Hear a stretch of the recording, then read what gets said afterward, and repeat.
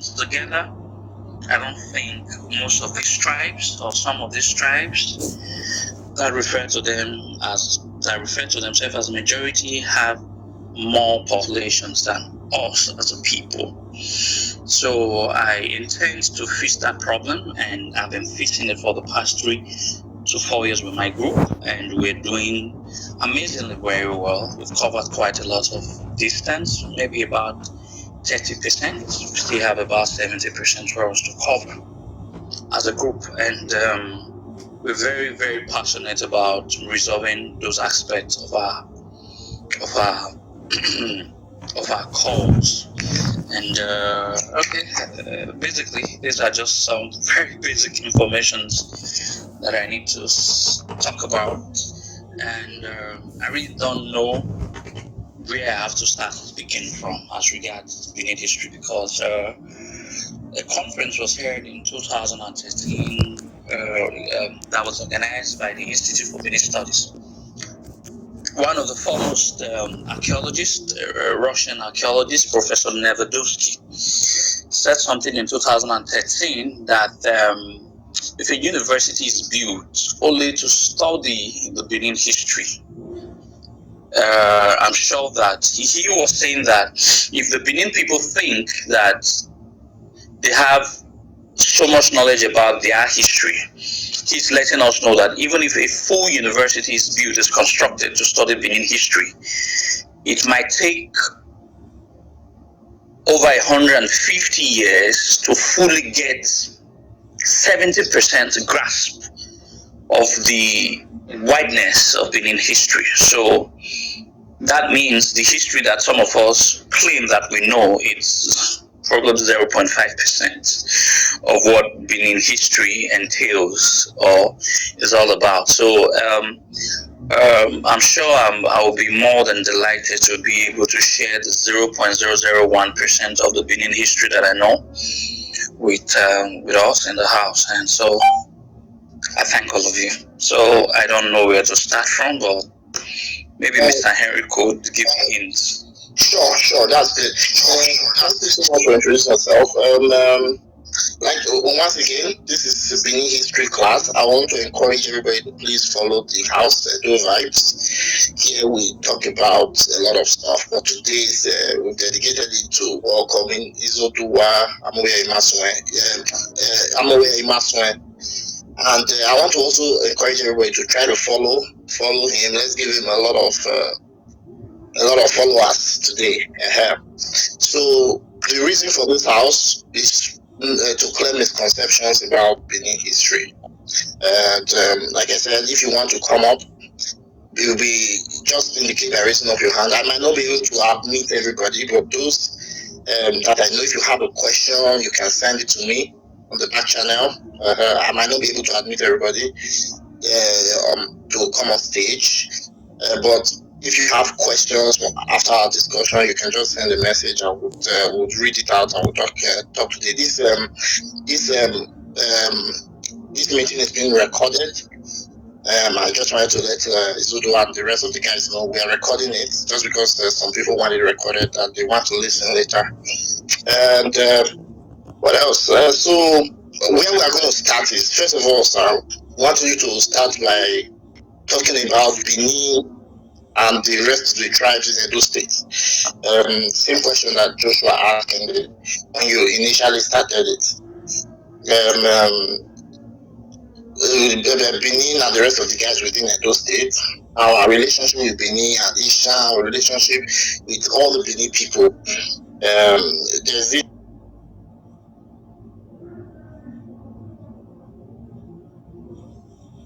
you don't know what you are talking about, or why would our Asian brothers call Benin people?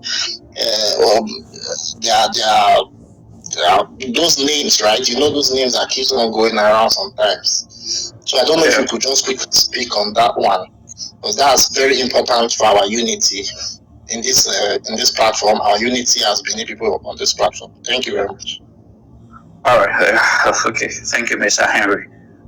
Well, unfortunately or fortunately, I don't know which is appropriate. I grew up in a family where I remember my mom telling me that if you grow up, we are all boys, so if any of you grow up, never you bring any Esan woman to the house. That's how I grew up. So I grew up as a child disliking Esan without knowing the reason. Alright,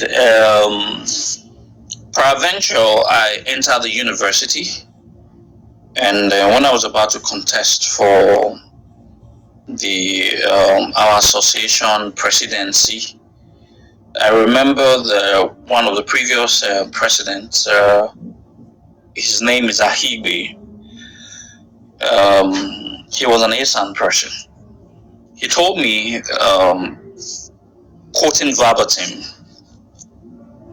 that over his dead body would he allow a Benin person become the next president of our state association in Ife. All right. Well, it sort of rekindled the primordial sentiment that my mom told me about the Esan people. So eventually I won that election and I became the president. And so I went home with the same primordial sentiment of not liking Esans. But over time, when I was doing my first walk in 2017, I discovered that my mom, she's a pure Esan woman. Very funny. The story is very funny. Because I started to write the family tree of my father. I was constructing the family tree of my father. I was constructing the family tree of my mother as well. And I discovered that the patriarch, of which my mom, she's like the fourth generation of that tree. She was a man that came from Ebili in Esan land. Then I was already very vast in Benin history. I remember mocking her and saying that, will you, as an Esan woman, not tell me not to marry an Esan woman? She was like, she didn't know, but then they used to tell her that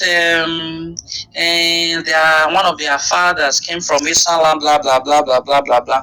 In other words, we hanking on to some sentiment that might not have been true, certainly might not have been true.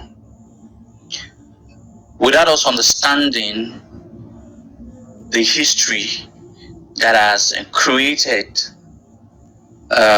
basically some of the variations of the names that we now bear as ethnic groups.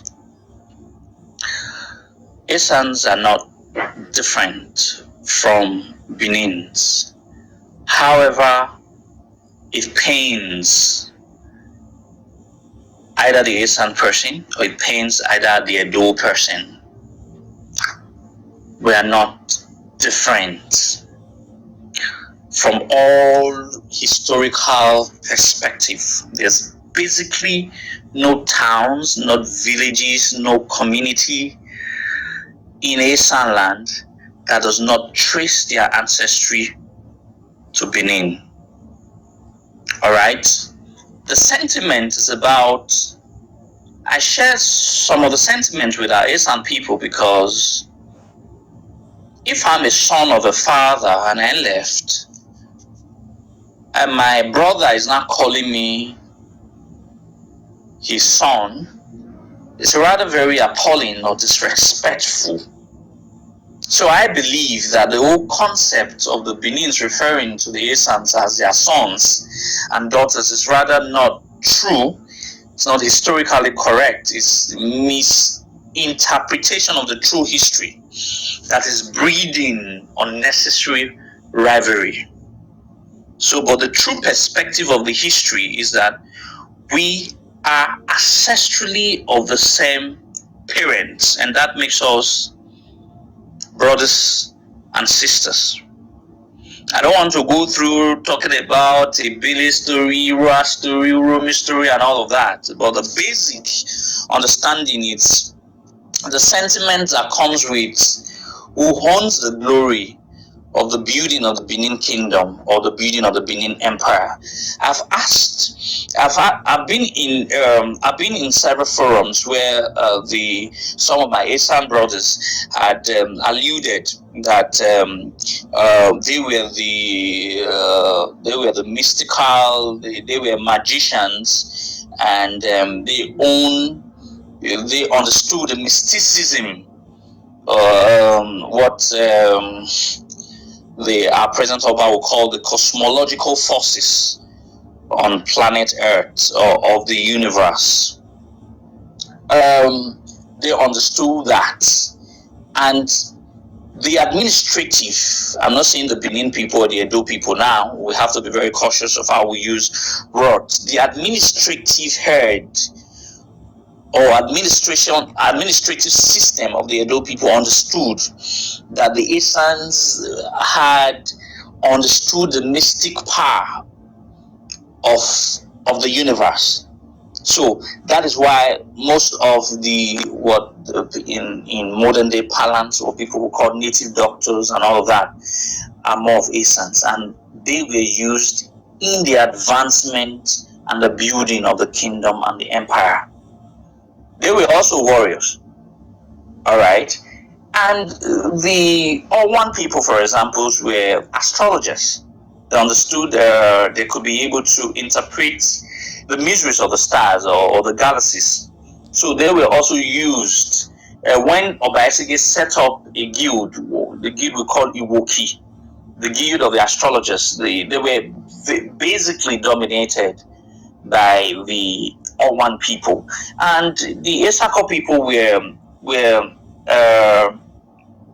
in modern day parlance, you call them medical doctors. They understood the science of the body, and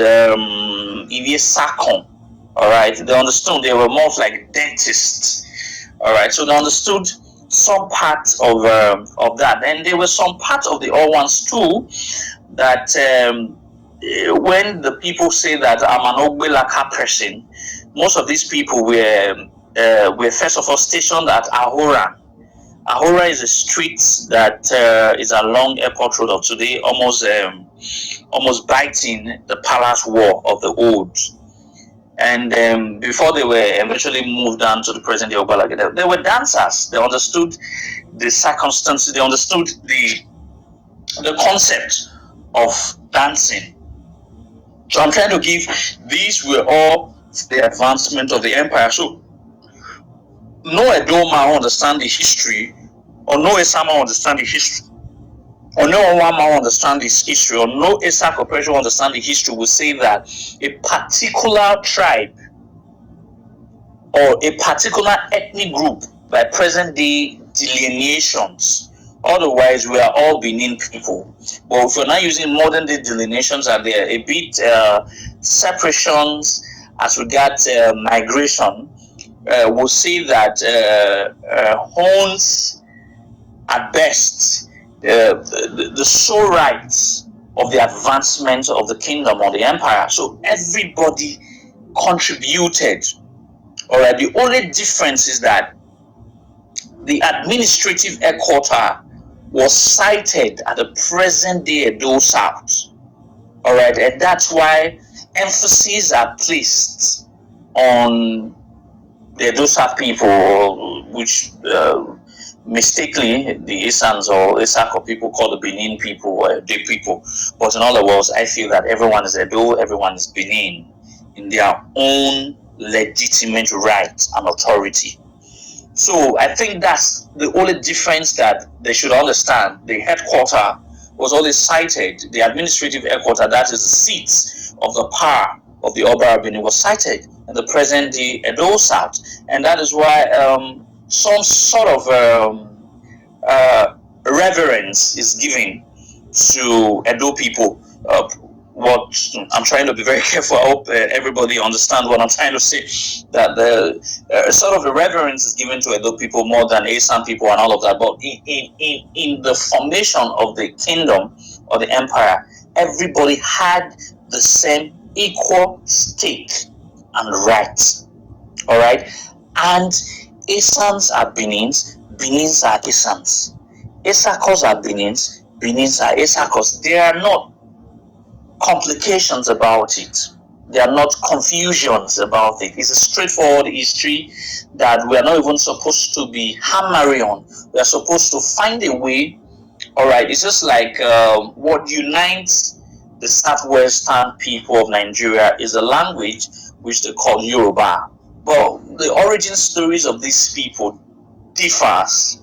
All right, now the language is an instrument that the Edo people has not been able, for whatever reasons, use as an instrument of unity. All right, and that is why there are so many confusion about what you speak. All right, if Yoruba as a people who has different origin story, although they don't agree to it in modern day, but obviously we understand that the origin story of the Ijebu is different from Egba, is different from and all of that. All right, but the Yoruba became a language that was used. Now, the Yoruba isn't a people; it's a language that was used to unify these different um, ethnic groups. All right, and now we're talking about the same ethnic groups. All right, who has been differentiated by language.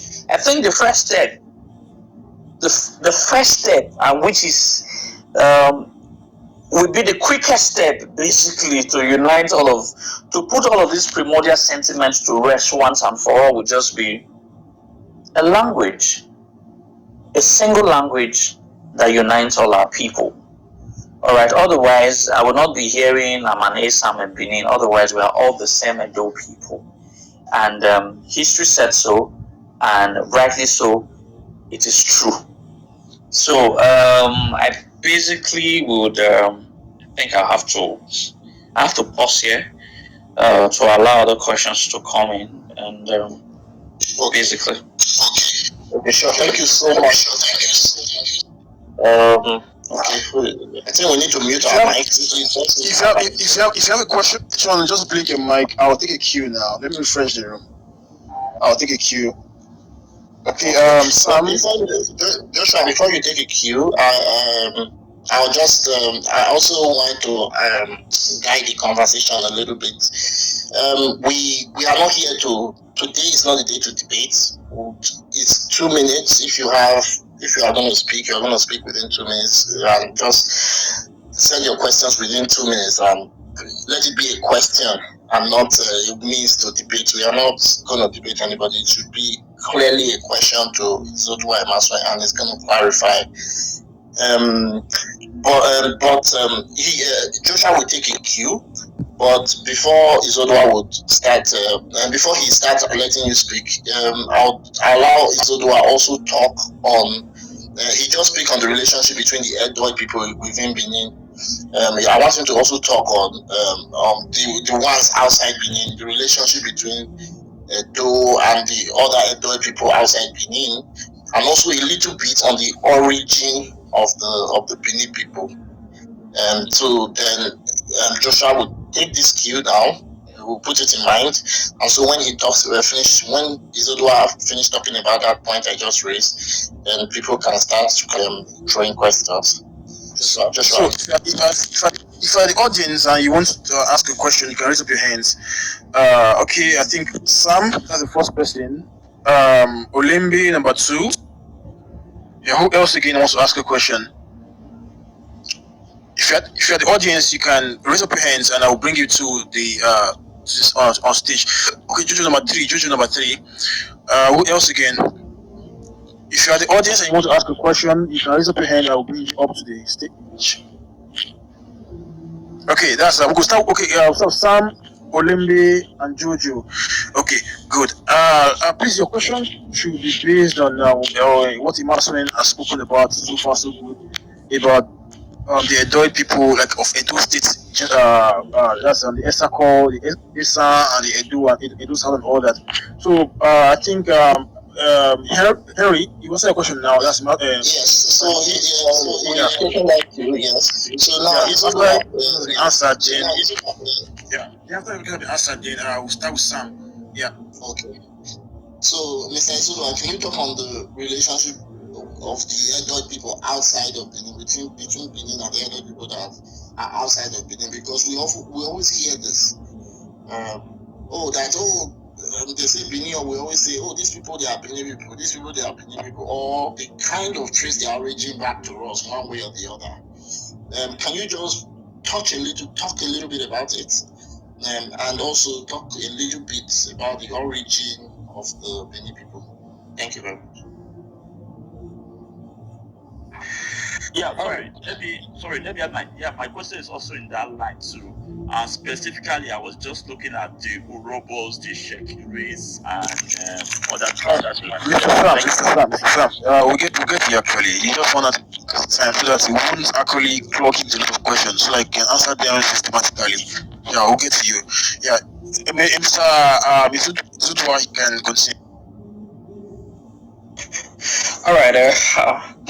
Well, if I'm asked to talk about the Benin relationship with other ethnic groups around and how we're related, it's a topic that will take days, but I'm just going to run through as not in details. All right, and I'm just going to touch a little bit of the complexities that has to come with our relationship with other ethnic groups around us, notably in Delta, Bayelsa, River State, and all of that.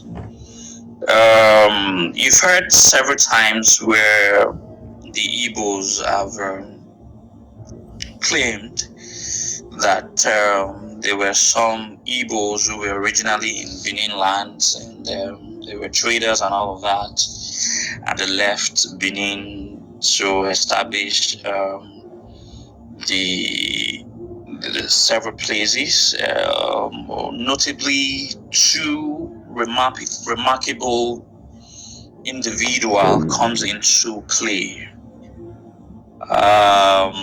Number one is Chime, and I'm a surgeon to the eastern part of Nigeria, southeastern part of Nigeria. The other one is Akalaka, the father of Ekbeye Ogba and Uwiriona Iwuroha, which basically the Europeans of in the early 20s had mistook to be called Ikwere, because that was about the only thing that they had when an Igbo translator was trying to translate to serve as a middleman between the British and the Aborigines of present Port Harcourt, called them Uwiriona or Iwunroha. All right. He's a Chiman. It's what the Igbos knew him as. He's a Chiman is not a Benin word, but that's what the Igbos knew him as. His Benin, he had a Benin name. It was called Ihimi. In short, it was Ihimi grew up with Prince Ogun, who eventually became Oba Ewari the First. Sometimes we are not. He became a very popular person within the Igbo community, and he was given a name. I like to always buttress my point with other circumstances of history that took place in Benin. There is a very popular history in Benin of Adesuwa, the lady who was dastardly murdered by Obi of the Benins of old, called in Ogiobo. Ogi is king. Ogiobo, that's the king of Obulu. It's actually Obuluku in present-day Delta State. We all understood that she was murdered by Obi of Obuluku. Now, there was a war. The father, that Adesuwa was already betrothed to Oba Akenbuda of that time, so he had no other choice than to wage a war against the Obuluku people. It was a very difficult war, and the only person who could win that war for the Benin people was a Benin prince by his right. He was an Enogi, all right, a duke of Ugoniye Koreon. When he was a child, there was a prophecy that never to go close to a river called Igbaron River, which the Europeans of the 40-50 centuries had wrongly misplaced to be called River Ethiopia. No, Jamisi is Igbaron, while Ethiopia is Olokun River. All right, one of the Scottish explorer who was in Benin, when he got to the tributary where the Benin River had a tributary like had a left and a right banks. All right, the left banks of it was it's Igbaron. His name was Jamisi, so he named that river according to his name, but the Benin does not call that river historically as Jamison River. It has always been a Bagon River. All right, that river had a foot there at present Ugoni Koreama. So that young man was warned never to go close to the river, but out of stubbornness, he went to the river. So he was struck with a strange infirmity. And eventually, he wasn't able to get cure in Benin until he was told, his parents was told that the only person that has the mystical power were the Obuluku people. So he went under the care of the Enogi of Obuluku as a toddler. From there, he grew up. He was actually cured of that infirmity. He now became a very notable warrior and a fighter who fought wars for the Obuluku people and won. So he was nicknamed by the Obuluku people Agbohidi. Was nicknamed by, I like to draw semblance, I like to draw circumstances of history. I want us to pay attention to this. It was nicknamed by the Obuluku people. It was called Agbohidi. All right, till date, some Benin historians still refer to that Enogi of Ugoni Okoreons as Agbohidi. Agbohidi is never a Benin word. It's not a pure Igbo word per se. It's not a pure Benin word. It's not a pure Igbo word. It's more of like an extraction of. It's an Ika word, Agbohidi, and it means someone who is brave, like a warrior. So he was nicknamed Agbohidi because he fought war. So when eventually he was fully healed of that infirmity, he came back after his father has passed on, and that became the Nogi of Ugoni Ekoriomo. His name was Emokbaogbe, a quite long Benin word. His name was Emokbaogbe. All right, the Nogi of Ugoni Ekoriomo. So when that Obuluku king of that time had murdered Adesuwa, the Benins had tried on several occasions to wage war against Obuluku people. They didn't succeed. So they went to meet Isia that told them the only person that knows the secret of the Obuluku king is a Mokbaogbe, who was under the care of that Obuluku king when he had trouble. All right, and eventually Mokbaogbe led the Benin war with Imaran of Benin Kingdom, the head of the chief executioners in Benin Kingdom, and eventually the Benin people won that war. Obuluku king was defeated, his head, the trophy head was cut off and brought to Benin as trophy. You know how they used to do it in the old times and all of that. Now, if the Igbo people had a full grasp of that history, they would have said that Emokpa Ogbe, the Nogi of Ugoni Ikoromo, is also an Igbo man because he had a semblance of an Igbo name and ideology, but that was never his original name. Likewise, why I had to draw this since I wanted you to understand how it is. Likewise, Ezechimen had an later Igbo identity that became more famous, just like Agboidi was now a later identity that became even more famous. That some Benin historians mistake the identity of Emokpa Ogbe as Agboidi. Some doesn't even know that Agboidi and Emokpa Ogbe are the same persons. It's just that he was given a name in the Ika land and called Agboidi. Likewise, the Ezechimen. Ezechimen, it's a Benin prince that had his own Benin name called Ihimi. Alright, he was a sojourner with the circumstances that left, and some of these towns that of all of those Isiluku and all of that was founded before he eventually terminated and Onitsha and all of that, which they are called the clowns of the Ezechimen. But because history now remember him with his later Igbo identity, the Igbo people now sort of give a false narration that Ezechimen was an Igbo person. Likewise, Akalaka, alright, who is also a founder of the three most prominent tribal group in River State: the Egbaya people, the Ogba people, and the Wuriona people.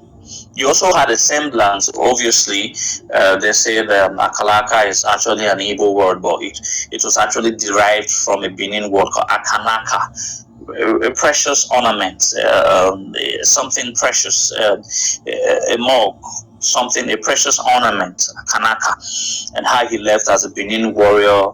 And over time, people remembered him as Akalaka, which the Igbo said is one of them and all of that. But they are distinct histories. They are very viable histories of how he left and its own community in Benin, Awogba.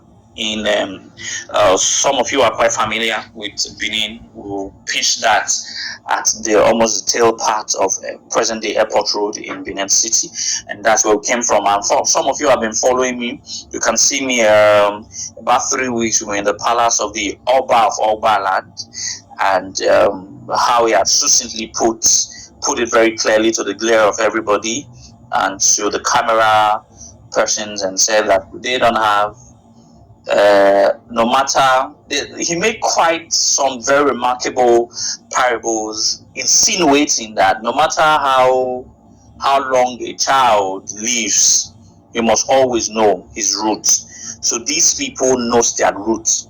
These people has confirmed by their own mouth where they came from. I see no reason why an ethnic group come out and say that no, you are not from where you think you are from us because you bear Igbo names. We're going to come down to that much later. But in other words, our relationship with Urubos and Ishekiri's own, I've been having a constant debate with the Ishekiri people recently because of their seemingly now modern day affiliation with the Yoruba people.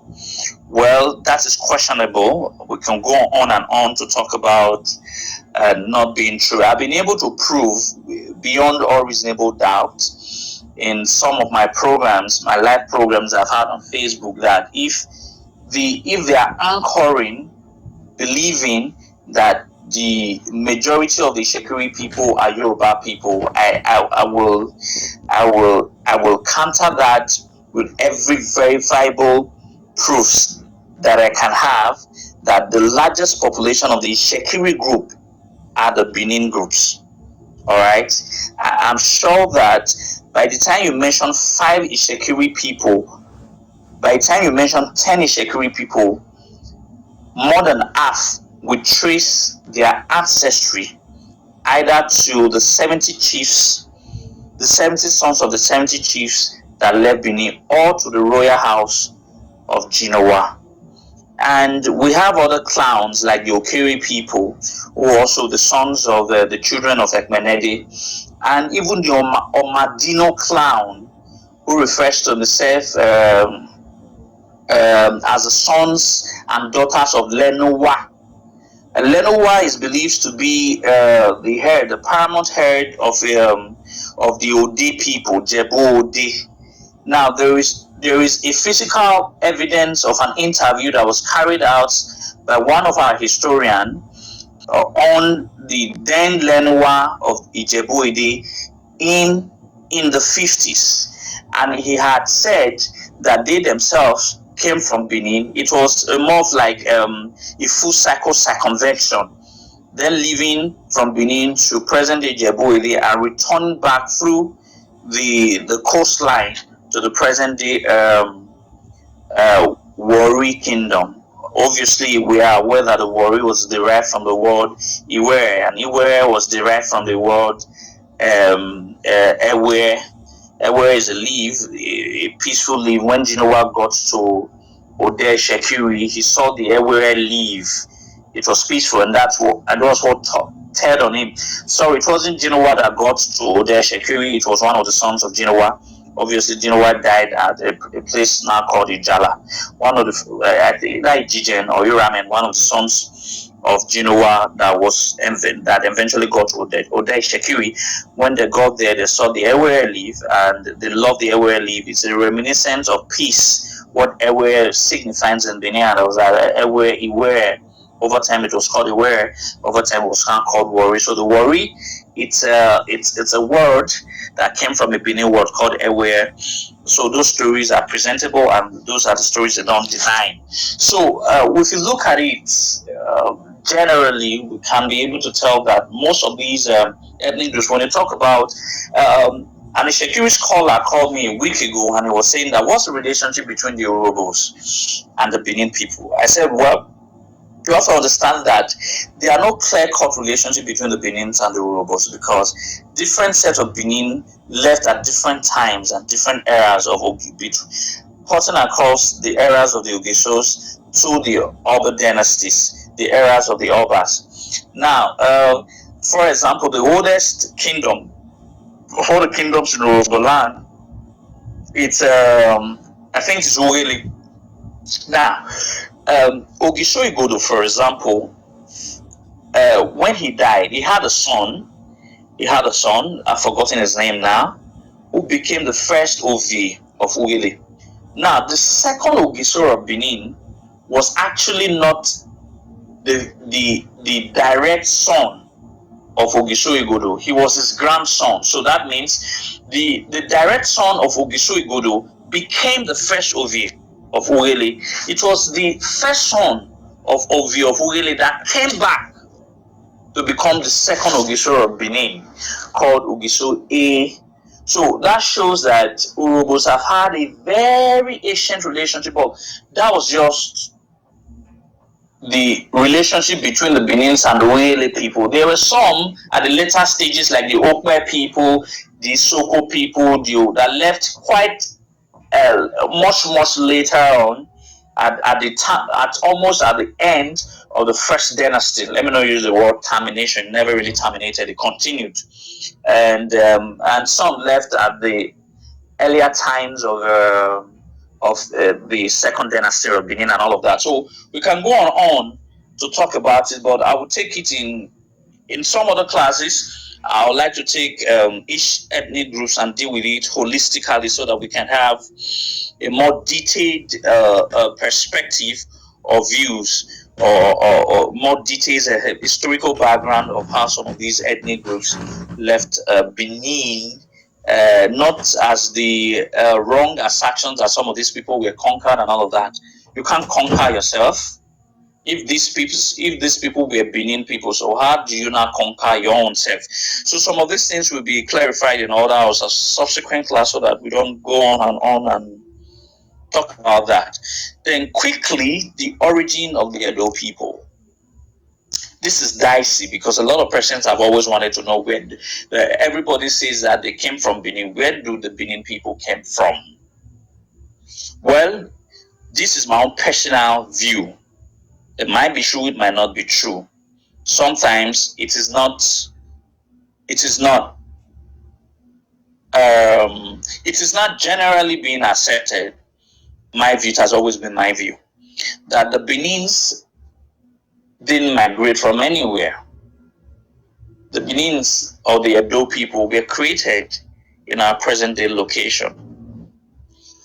It might seem absurd because a lot of persons will want to tell that you have to come from somewhere. If you come from somewhere, where do the somewhere that you came from, where do all those people came from? Old civilizations like Benin civilizations are not meant to tie themselves to any migration theory.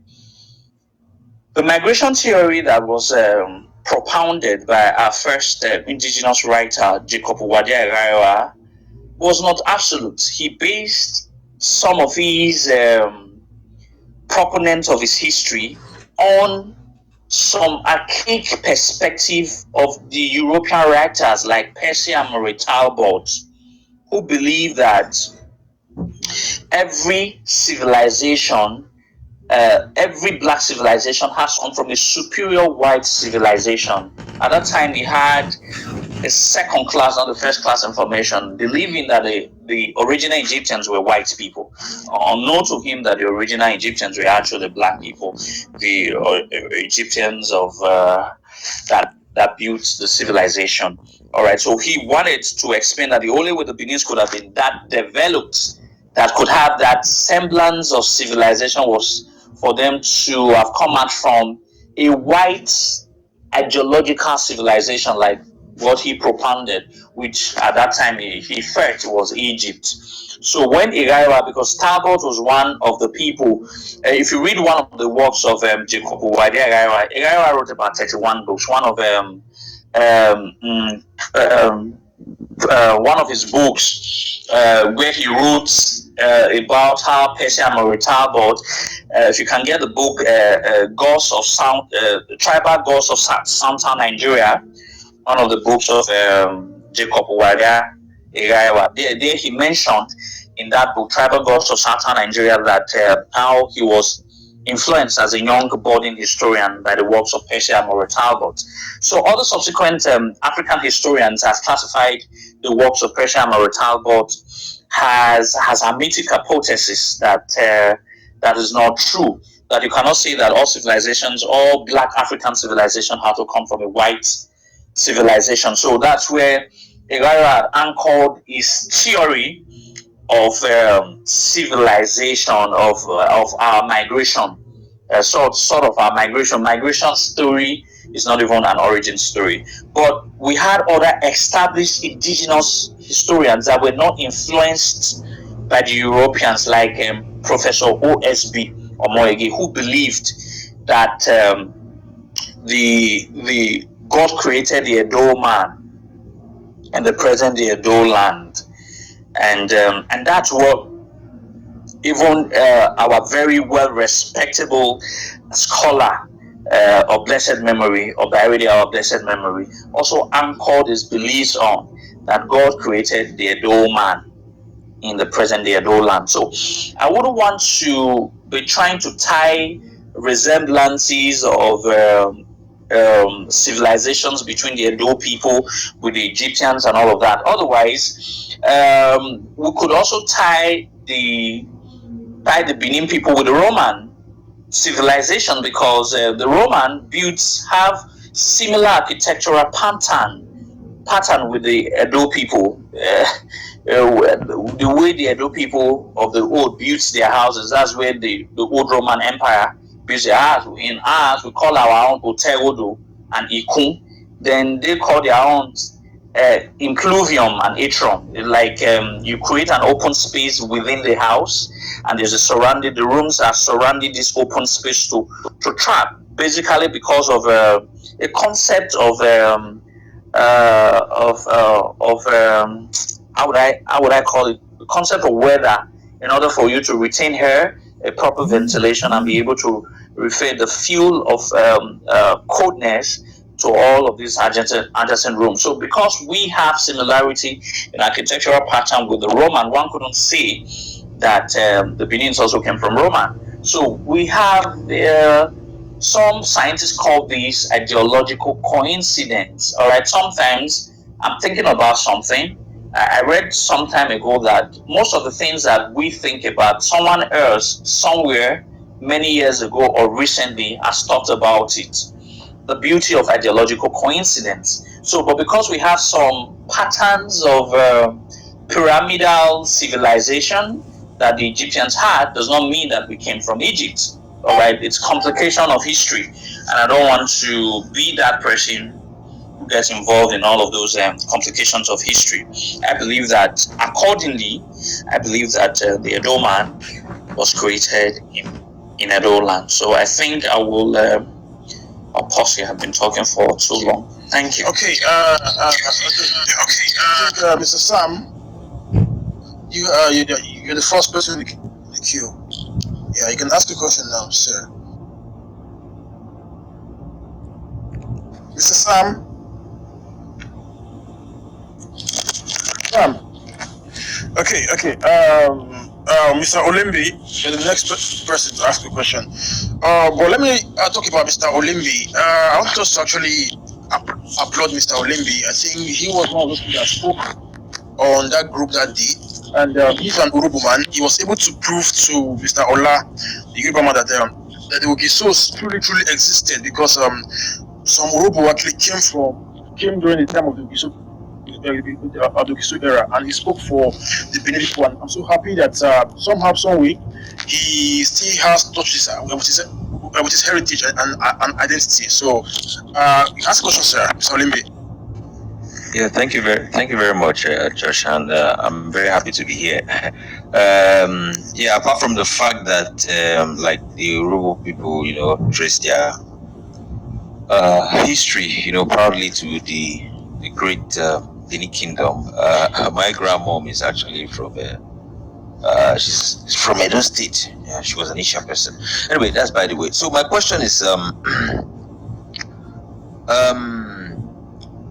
can Mr. Izoduwa, please, can you throw some light on that the person that the Benin people call I think, yeah, Izoduwa, your name, and which I think the Yoruba people call Iduduwa, according to what is generally circulated. So sorry, I may have missed some part of part of your presentation, but I came a little bit late.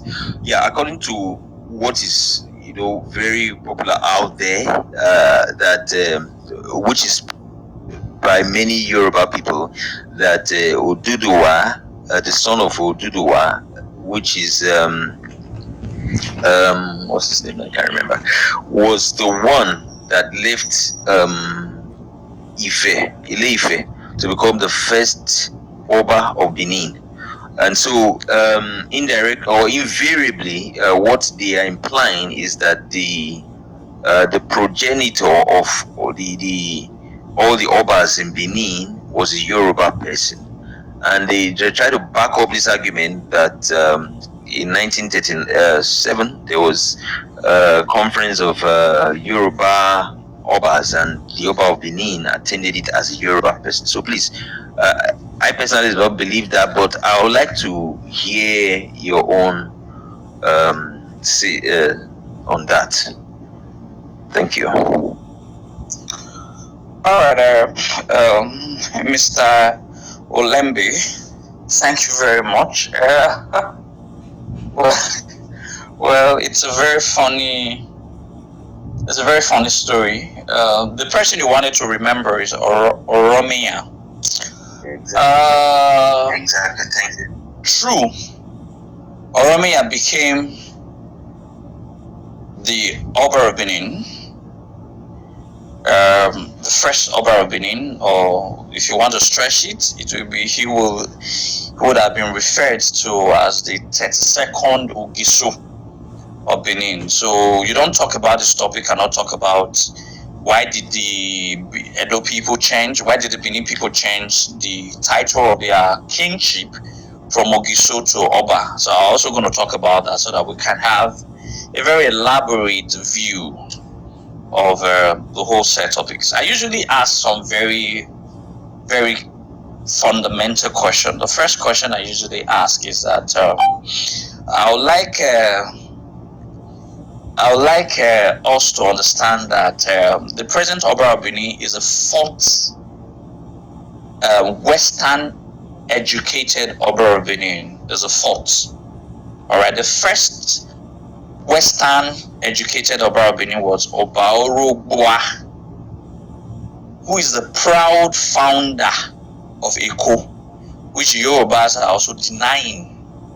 All right, but it's just that they are unable to deny the source of the name Eko. Otherwise, if they had all the potentials of converting Eko to become a Yoruba word, they would have long ago done that.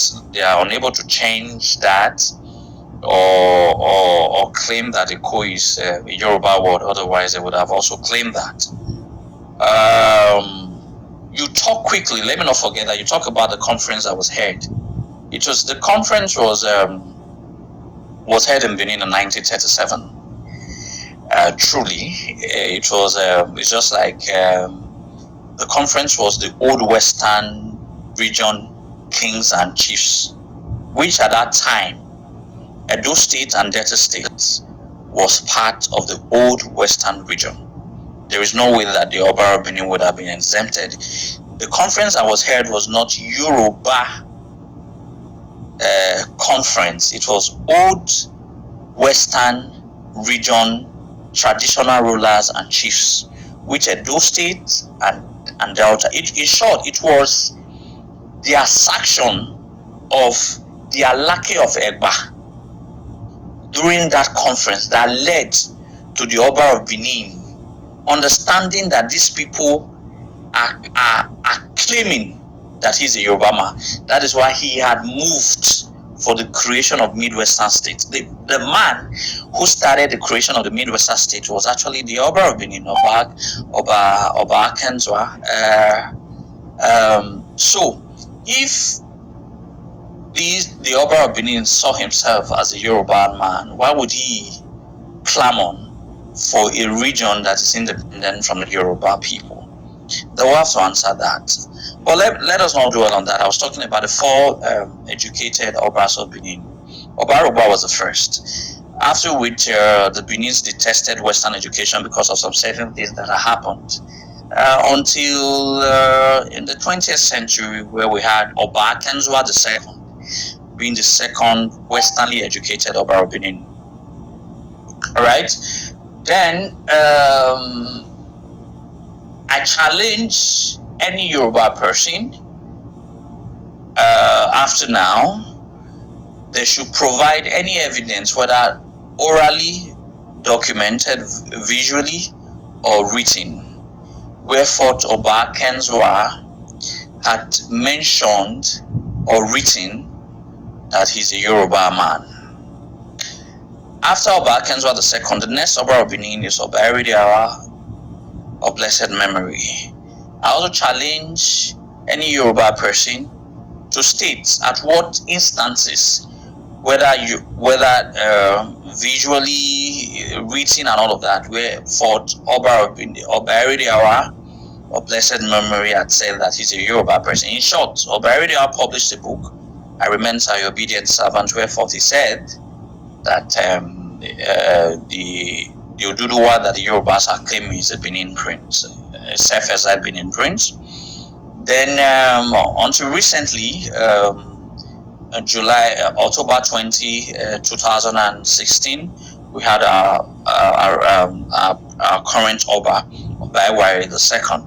And he also, on the day of the coronation speech, where the Ooni of Ife was seated roundly, and I also followed Oba Iwari II to Ife when he visited on the Tangi visitation. The Ooni couldn't muster the courage to tell him that he's a Yoruba person, actually.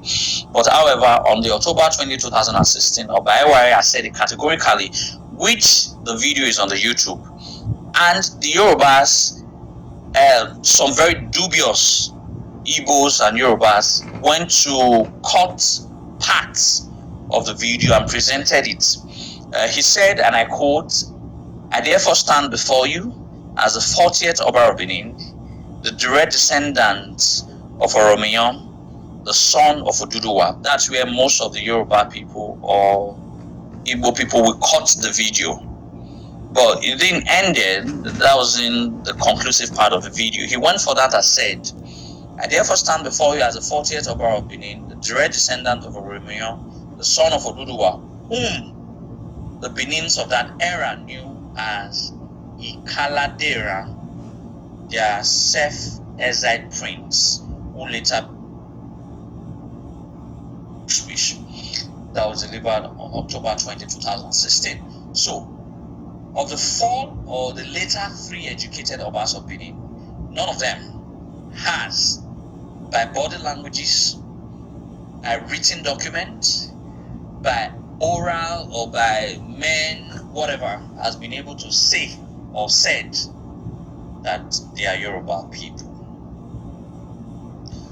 I wanted people to be aware of that because it's just like the other time there was a debate about the Oluwari being a Yoruba person, being a Benin person. And during the coronation speech of the present Oluwari, the Atowashe III, he said that the origin of his people is from Benin. The origin of his kingship line is from Benin. He never mentioned Ile-Ife.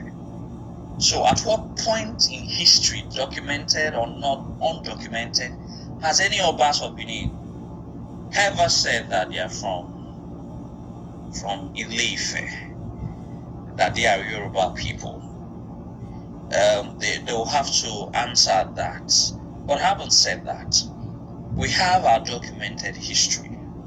The history is very plausible. The Yoruba has their own account of how the Benin people went to Ile-Ife to seek for a ruler, and it was Oduduwa that they met, and Oduduwa gave them one of his favorite songs. That is what some writers will say.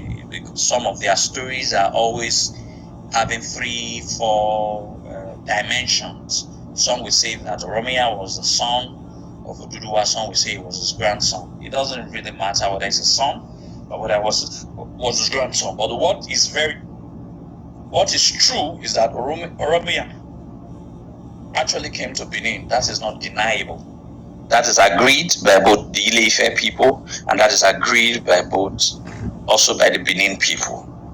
Now, what is not agreeable is that some writers like Samuel Johnsey, their first indigenous writer, when he published the History of Yoruba 1921, I said that Oromiyan brought war to Benin.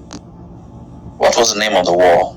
We didn't record that any war was brought to Benin, but that war was never recorded in the history of Benin, so that could not be true. But what is true is that Oromiyan actually came from Ile-Ife to Benin. The Benins have never denied that.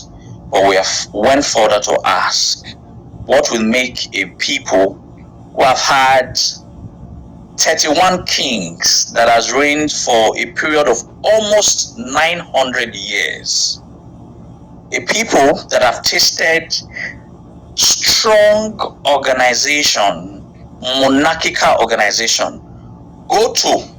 Don't forget, the Yoruba said that Oduduwa started the lines of kingship. It was only recently now they are now trying to bring the story of the Obalofon, the Obatalas, and all of that. All right, that these were priests before Oduduwa came. Oduduwa is the first recognized king of Ile-Ife. Now that means if Oduduwa is the first recognized king of Ile-Ife and Oduduwa's son or grandson is the first Oba of Benin, and the Benins have recorded that they have had kingship, the lines of kingship, for about 900 years.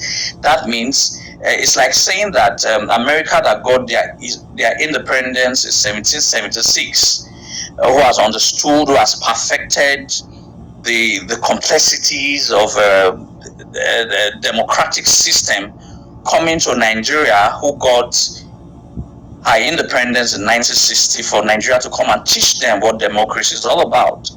this is even less than 300 years of differences in terms of when America got their independence and when Nigeria got their independence. Now you're not talking about a people that has had a civilization, that has a monarchical organization of close to 900 years, going to a people who is yet to understand what monarchy is all about, to seek for a king.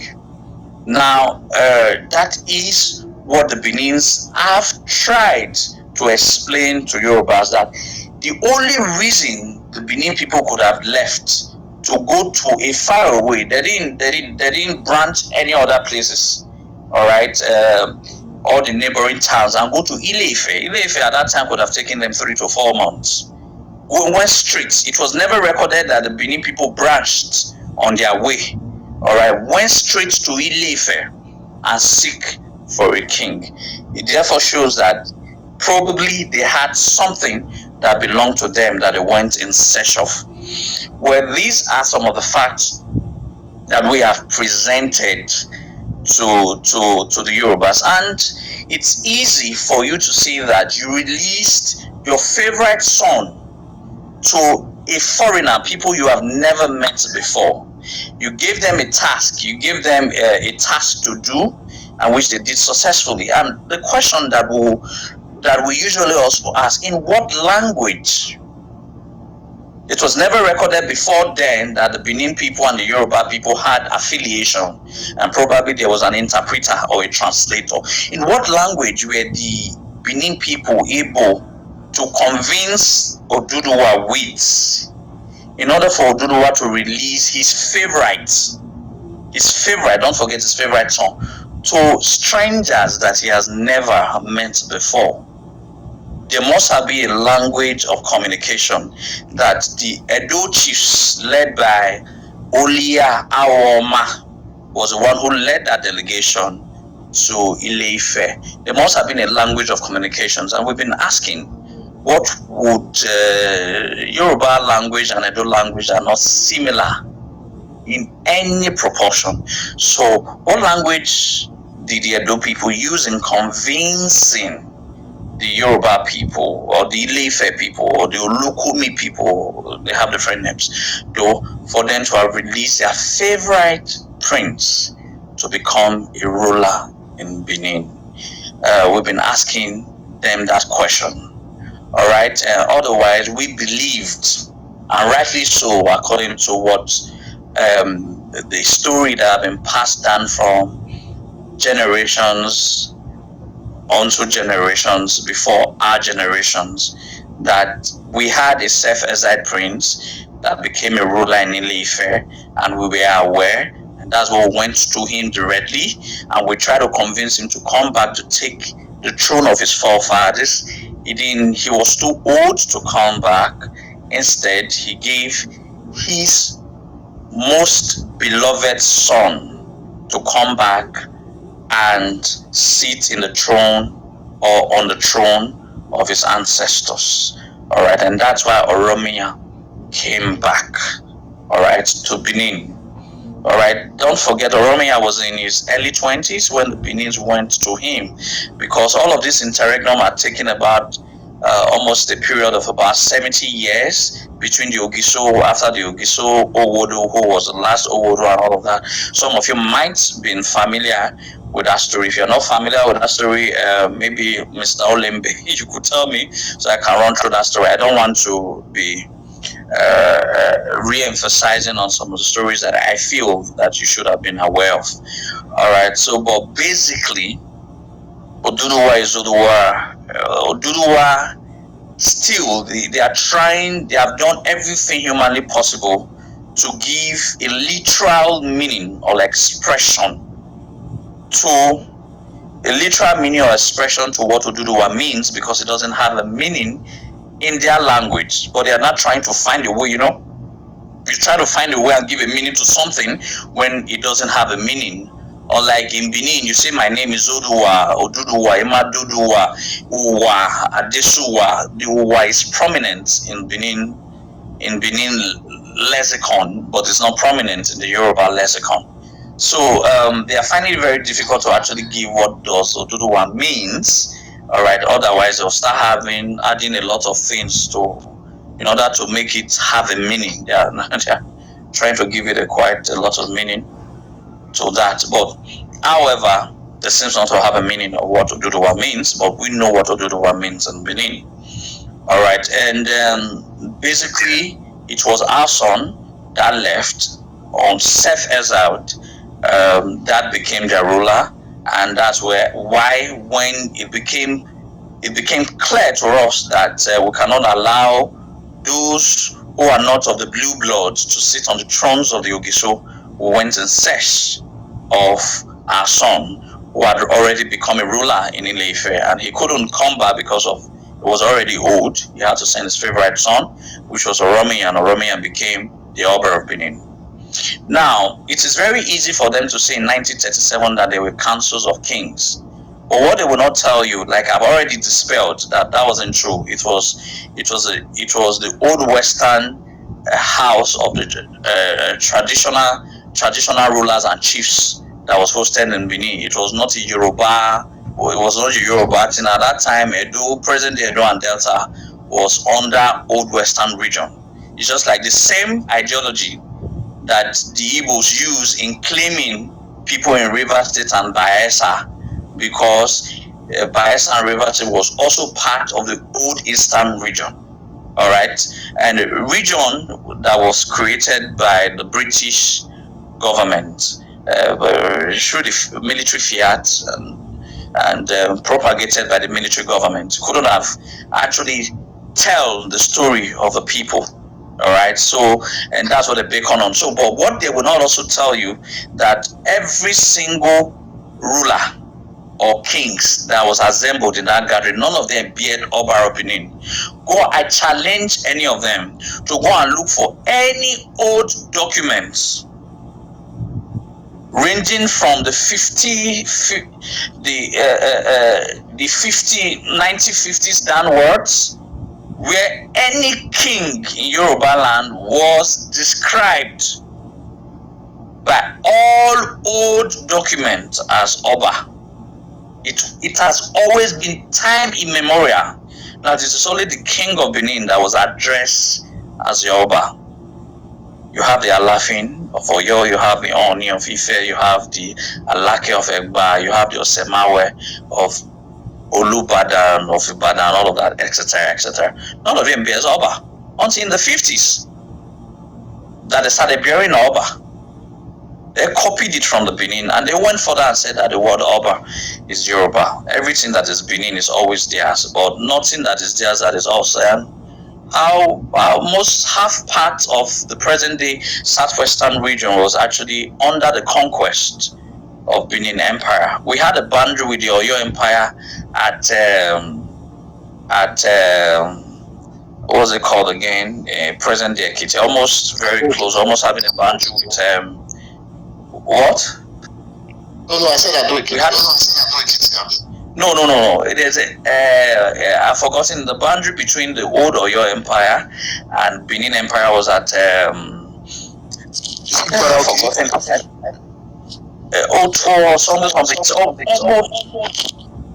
Almost at the north, almost having a boundary with the Kwara State.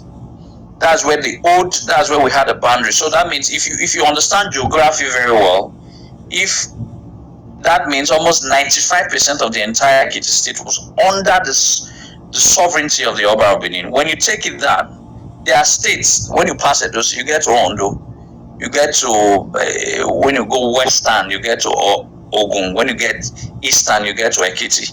So almost Ogun, Ondo, Ekiti, and Lagos was part of the sovereignty of the Benin people. And now, people were under us for almost a period of about 200 to 300 years. There's nothing that they borrowed from us. It's always like the Benin's is always one borrowing all of these things from them. Nothing that they borrow from us. And yet they were under the authority, they were under the conquest of the Benin people. So these are some of the evidences that we like to talk about, and we have to have a very robust conversation about. And I might not be able to run through all of these things, but there are much more evidence that we can put on the platform that are very, very verifiable. Okay, let me just leave it there. So I think I'll pause on there. Thank you very much, Mr. Izoduwa. Let me refresh the room, guys. This is Edo Vibez, a group of clubhouse for a group of people in particular and Nigerian people in general. And in this group, we normally have several rooms where we talk about certain things about life, Edo culture, Benin culture, and we teach the Edo language. We talk about our history. We talk about happenings in our country and all whatnot. It's a group whereby a lot of our members are from they live in Nigeria. Some Nigerians in diaspora. But one thing has brought us together. We the Benin culture, the Benin collectivity, and all that.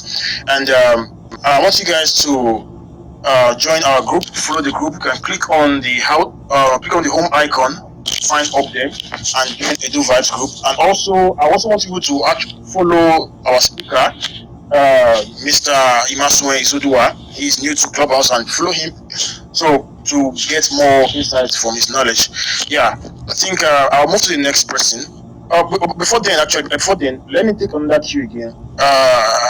To add to the people that want to ask question. I think if you want to ask a question, you can blink your mic. Thank you very much. If you are the audience and you want to ask a question, please raise up your hand and I'll bring you up on stage. If you want to ask a question, please blink your mic. Okay, Mr. Olembe. Okay, who was after Mr. Olembe before? Was it Jojo? Okay, after Jojo, then I'll go back to Mr. Olembe. Okay, Jojo, ask a question. Sorry, before you go ahead, I just want to quickly add that Coco is in the house. Mr. Izoduwa, Coco is the, how would I put it? He's the progenitor of Edo Vibez. He's the founder. Yeah, he's the founder. I mean, I was just kidding. I was joking with him. So, Coco, Mr. Izoduwa Mr. Izoduwa, Coco would follow you, and he would like to talk to you later. He's the founder of the Edo Vibez room, and he's one of the Edo people in diaspora, and his passion for Edo and all things Edo is really high. So I just Coco will follow you. Coco, do you want to quickly say hi? Yeah, of course. Domo. Welcome. My apologies for being late. I just got home from work. It's been a crazy busy day. But like I said in my message earlier to you, thank you. We appreciate you. We have a lot of Edo kids, sons and daughters that are dying for the history. And we need more people like you who are willing to teach it. In my opinion, our fathers have failed us, to a certain degree. And we just need more people who are going to teach. And there are more people who are willing to learn. But this is one of the many steps towards the right direction. So we need more of this, and more of this. And the more we do this, the more we're going to be able to draw attention to our history that is slowly being forgotten. So again, Wesley, thank you very much. We'll definitely talk after this, but I just want to say I appreciate you, and I'm sure the whole of Edo Vibez and the people in this room right now appreciate you for doing this. Thank you, Wesley. Sorry, I sent you a message on the back channel. And Joshua, who is gonna? I think Jojo is next. Yeah, Jojo's next. Yeah, Jojo's next. Okay, let's keep it to questions. Yeah, just questions alone. It's just nobody's debating. No, just questions. I'm not debating anybody. Just questions. Just questions. Yeah. Okay, Izoduwa, sit there. Yeah, I'm here. Yeah, Damosa. Good evening, everyone, and thank you for coming through, sir. And obviously, you have a superior knowledge to most of us. And as Coco was saying, we have a lot to learn, and hopefully we will be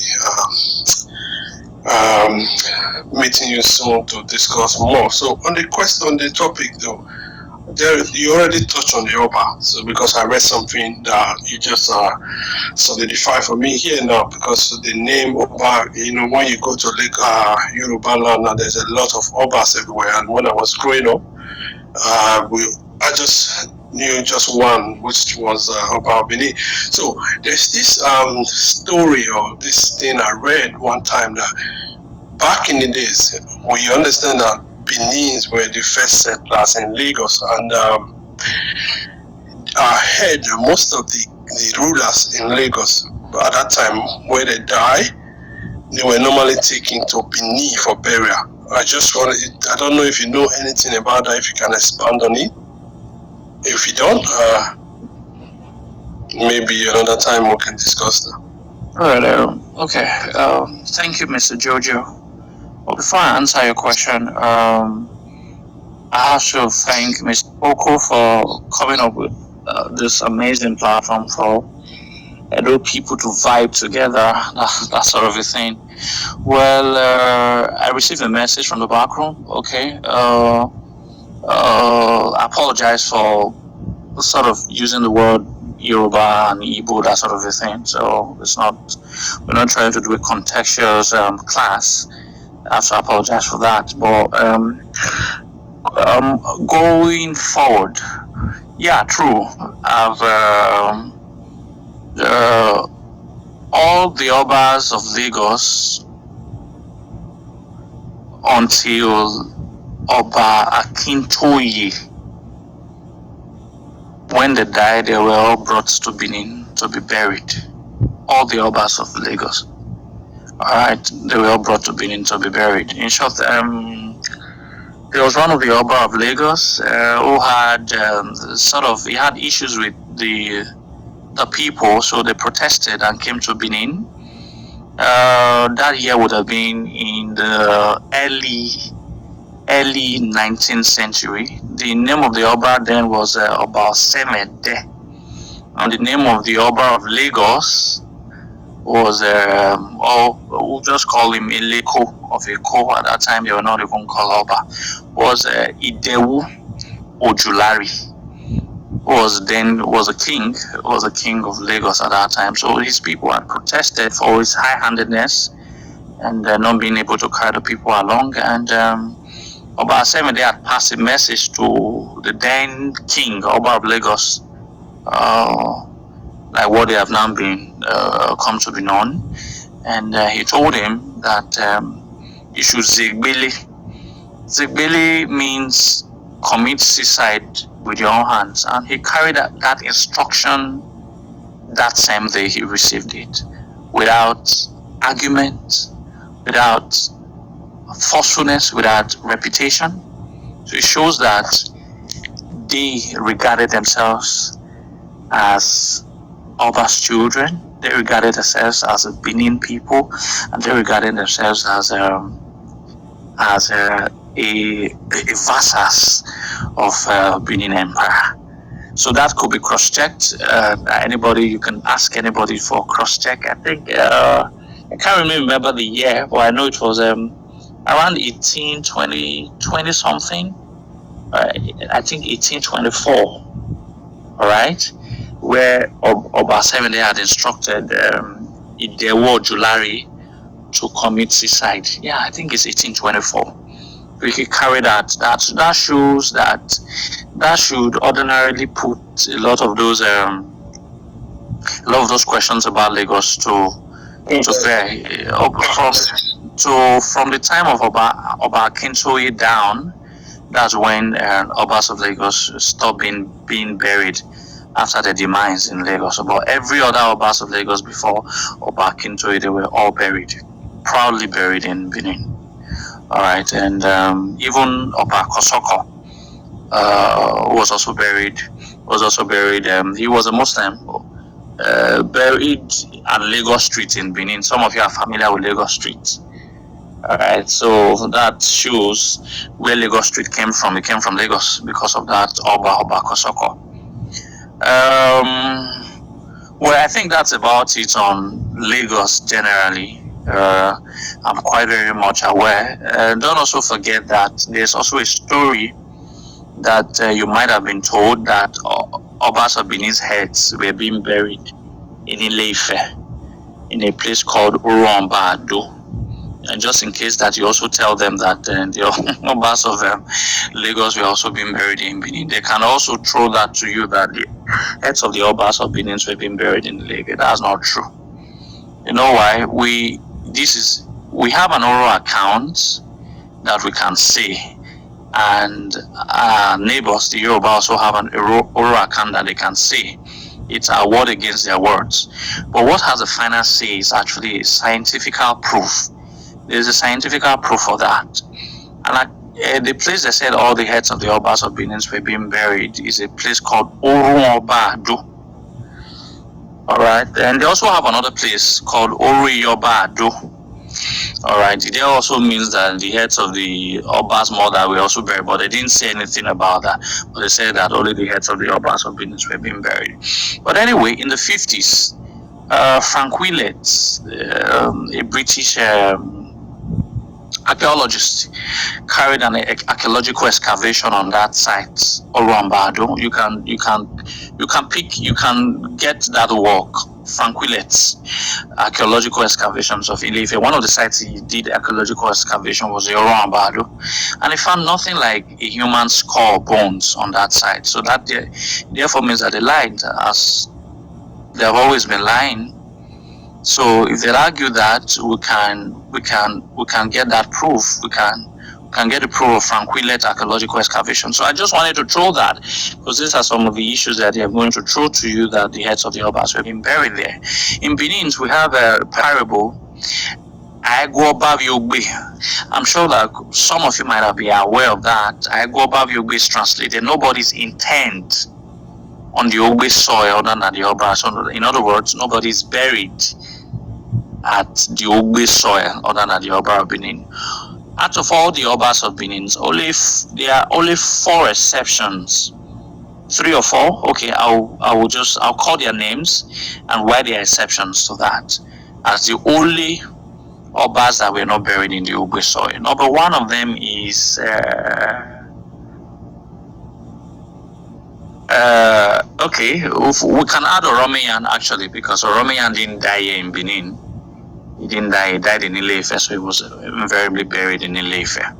But outside Oromeyan, the other ones that we can talk about is the number 1 would have been Obaiwai the First. All right.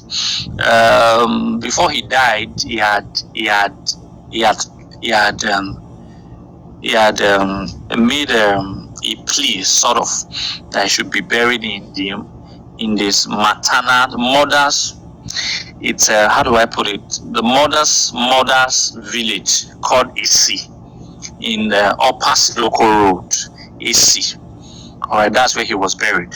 All right, it was the first Oba that was outside of Romeana that wasn't buried in the Ogbe soil. Then the second one was Oba Ihengbuda. All right, and because his father was a trained sailor, the only sailor king that the Benins ever had, the founder of Iko, his father was Oba Rogwa. So he wanted to sort of take the matter of also being a sailor sort of king. He wanted to go check out Lagos. He wanted to check out Lagos, how they were faring, one of the vassals of his large empire. So on his way down to Lagos, a few days to get into Lagos, his boat capsized and he drowned.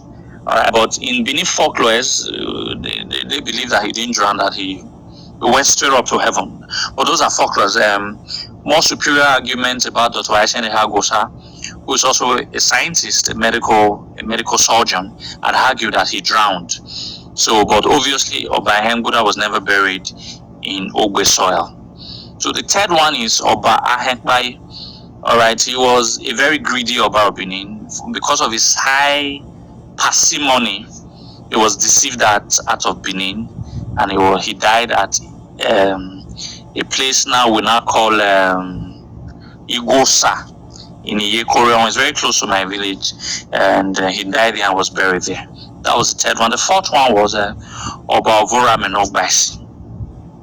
All right, who was exiled to Calabar in 1897, and he died in Calabar 1940. He was buried there, but much later on, top secret though, his body was exhumed and taken back to Benin to be buried with his forefathers. All right, these are about the four persons that were never buried in Ogbeso outside Oromiyan. So where did the Yorubas now got the idea that the Obas of Benin's heads were being buried in Ile-Ife? We know where our Obas are buried.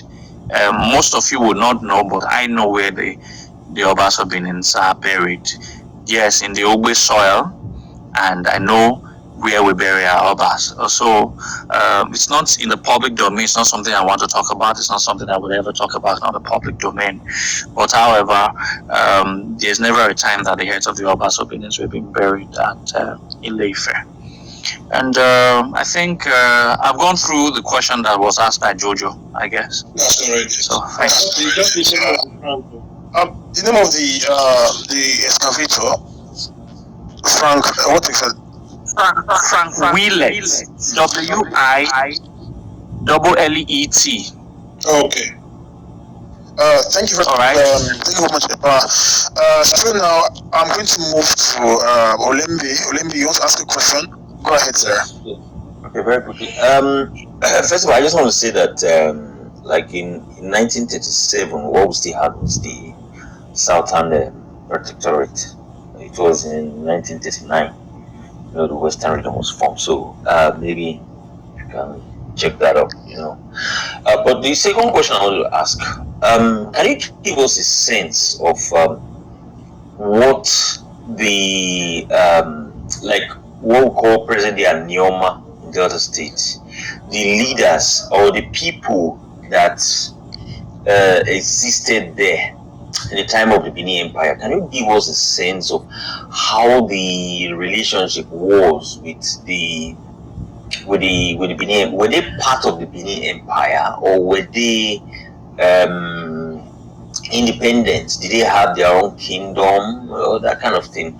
What can you just give us a sense of what it was like? Because sometimes we hear a few, some Igbo people trying to give the impression that they even try to match the kingdoms in those places with the Benin Empire. They'll tell you as far back as the 15th century, they already had their own thing going. So please, just throw some light on that. I'd like to know this. All right. Well, on the Anioma, I take a great precautionary measure because of the sensitivity that has to concern the Anioma, Ika people, and all of that. Well, one cannot. It has always been in the forays of the Igbo people to be traders, all right? And we had quite some extensive wars, all right? Most of the wars that we fought,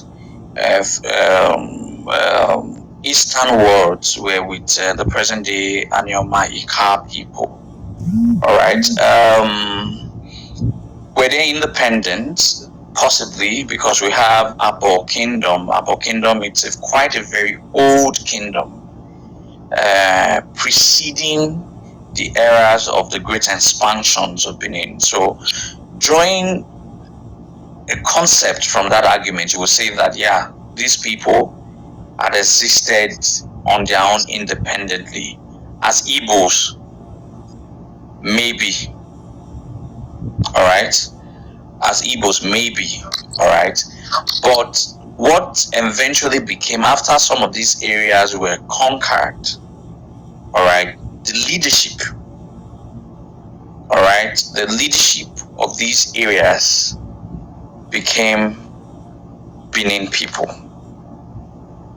Not all of these areas, some part of these Anioma areas, the leadership became, after the conquest of these regions, some of these regions, the leadership became, like in Benin, the major reason that maybe the reason that everybody is not even speaking Benin in southern part of Nigeria is because we're never interested in enforcing our languages on our conquered territories. All right, we're only interested in the leadership role of those areas. Like a very typical example is the Anioma areas. All right, there were no wars of conquest between the Benins and the Isokos or the Urubos because we had the same people. But we had some wars that we fought with some clans. All right, some independent clans, initially independent clans in the present-day Anioma regions, and when they were defeated, the leadership, the kingship, and the leadership generally became fostered on them became Benin. All right, that's why sometimes through that. An emerging language came from that, which is called the Ika. So the Ikas, even when the Igbos are trying to say that the Ikas are Igbos, the truth is that the Ikas are neither Igbo nor Benin. All right, it's a conglomeration of it's a meeting point. It's like a meeting point between the Igbos and the Benin people. It's like the meeting point. All right, a lot of things were extracted from the Igbos and a lot of things were extracted from the Benins. They got their cultural assimilation from Benin because the kingship or the leadership roles or the kingship came from Benin, and obviously the Igbo had an advantage of population. So the languages and the names were roundly influenced. If you go to Owa Kingdom, for example, some of the earliest kings in Owa Kingdom, their names were like Osaigi, Sewi, and all of that. They were originally Benin. So that's you get that from the royal houses, all right, that had their earliest names were Benin.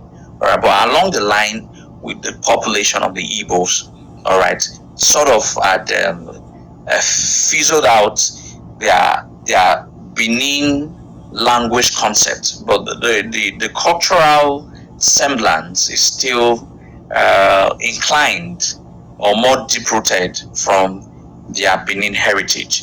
So those Aniomans, Ika regions of the Delta State, it's more of like a conglomeration between the Igbos, all right, who has a larger population, and the Benin leadership, who has more of like a more cultural, a stronger cultural stand, while the Igbo has the names and the languages. And now, because most of these people now bear Igbo names and speak a variant of the Igbo language, and the Igbos now say that these people are their people. Well, true, but not true, in the sense that there are no clear-cut definition to say that these people are Igbos or these people are Benins, all right? But they are both Igbos and Benins, all right?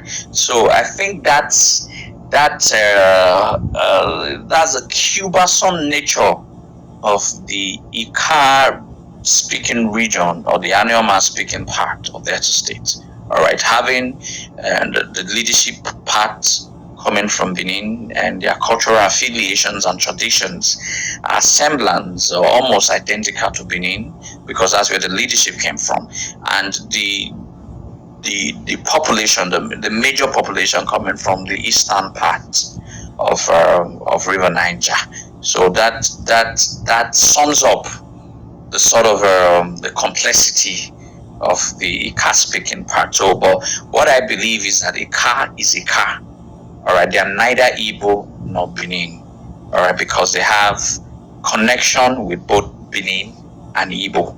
And it is wrong for Benin people to come out tomorrow and say that Ikas are Benin. All right, they are no rationale, because they became a melting pot that how do I put it? They have, it's like a father and a mother giving birth to a child. Then the father says that I own the child, and the mother says I own the child. The child is a product of the father and the mother, not just of only the father alone or the mother alone. So and the child should be treated as a human being in its own rights, all right, and not to be divided, because there's no rationale for you to now split the child or split the total genome or the DNA makeup of the child in order for you to get either the mother or the father. So I hope, as complicated as it may seem, but I hope you grasp, Mr. Onlembi, Absolutely. what I'm trying to say. Thank you very much. Thank you very much, Epa. So I was going to refresh the room. So this is Edo Vibez, and you're welcome to Edo Vibez, a group for Edo people in particular, and the Nigerians in general. So this group this group was founded by Mr. Kuko, and it's a group whereby the Benin, the Esa, and all various ethnicities that made up the Benin Kingdom and the Benin Empire come together and dine and wine on a common pot of knowledge, creativity, and all that, and all whatnot. So I want you people to follow the room, join our group, and join Edo Vibez group. And I also want you to follow Mr. Imasuen Izoduwa. Follow him on Clubhouse. He's new to Clubhouse. Follow him. Add up to his followership. And as time goes on, you will be seeing more and more programs from Edo Vibez, bordering from language classes, several topics that touches the human life and all whatnot. Thank you very much. So I'm going to refresh. I'm going to take a cue now. If you have a question to ask, please blink your mic. And if you're the audience and you want to ask a question, please raise up your hands. Okay, I think the first person was Sadion. Then the second person, Ehitiame. The third, Nosa. Okay, if you want to ask a question and you're the audience, please raise up your hand and I'll bring you up to the stage. Okay, I start with Sadion. Mr. Mike, and ask you a question.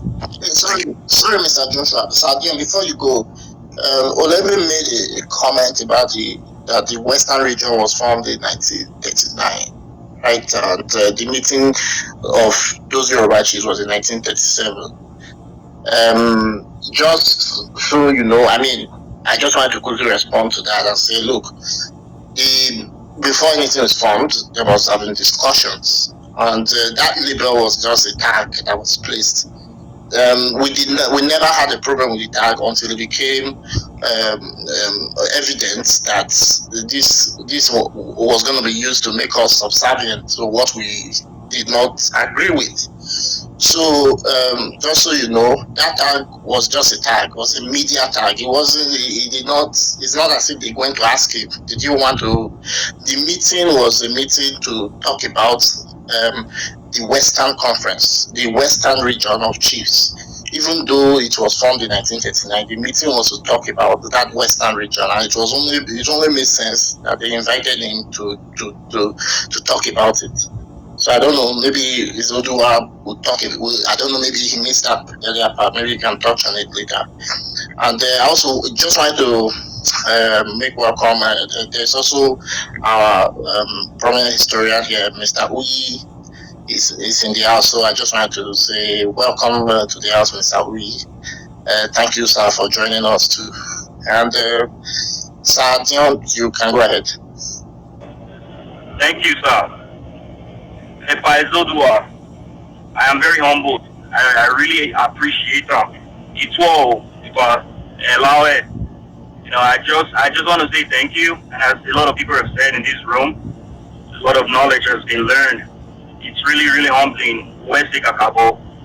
You know, just a quick intro. My name is actually Osadion Ibinoba, and even my ancestors are very close. Ogbe Lunuaten, so that around the Oba Palace and Oba Market. And some of these things that you're saying, it really does hit home to the blood, like to my veins, and I really appreciate it. Wesley. As you've been speaking, I think the only thing that has been coming up to my mind, and I guess I will try to rephrase it as a question, you know, when you mentioned about some of the archaeological work that has been done, you know, to sort of prove certain things, like all around the world, that's what's being done in most places. And I feel like That's really important. And when you mentioned about Mr. Willett, being the one to consult such archaeological projects for us, for whatever reasons, I think it's important that we as a people, because there is a lot of archaeology to do.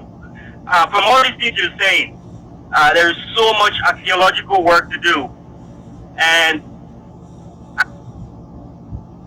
I guess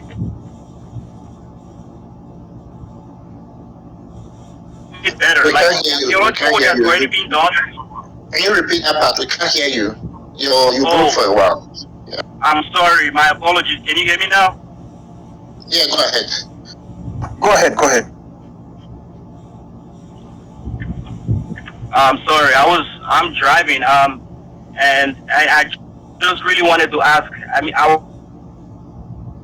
was talking. I don't know if that's what you're looking.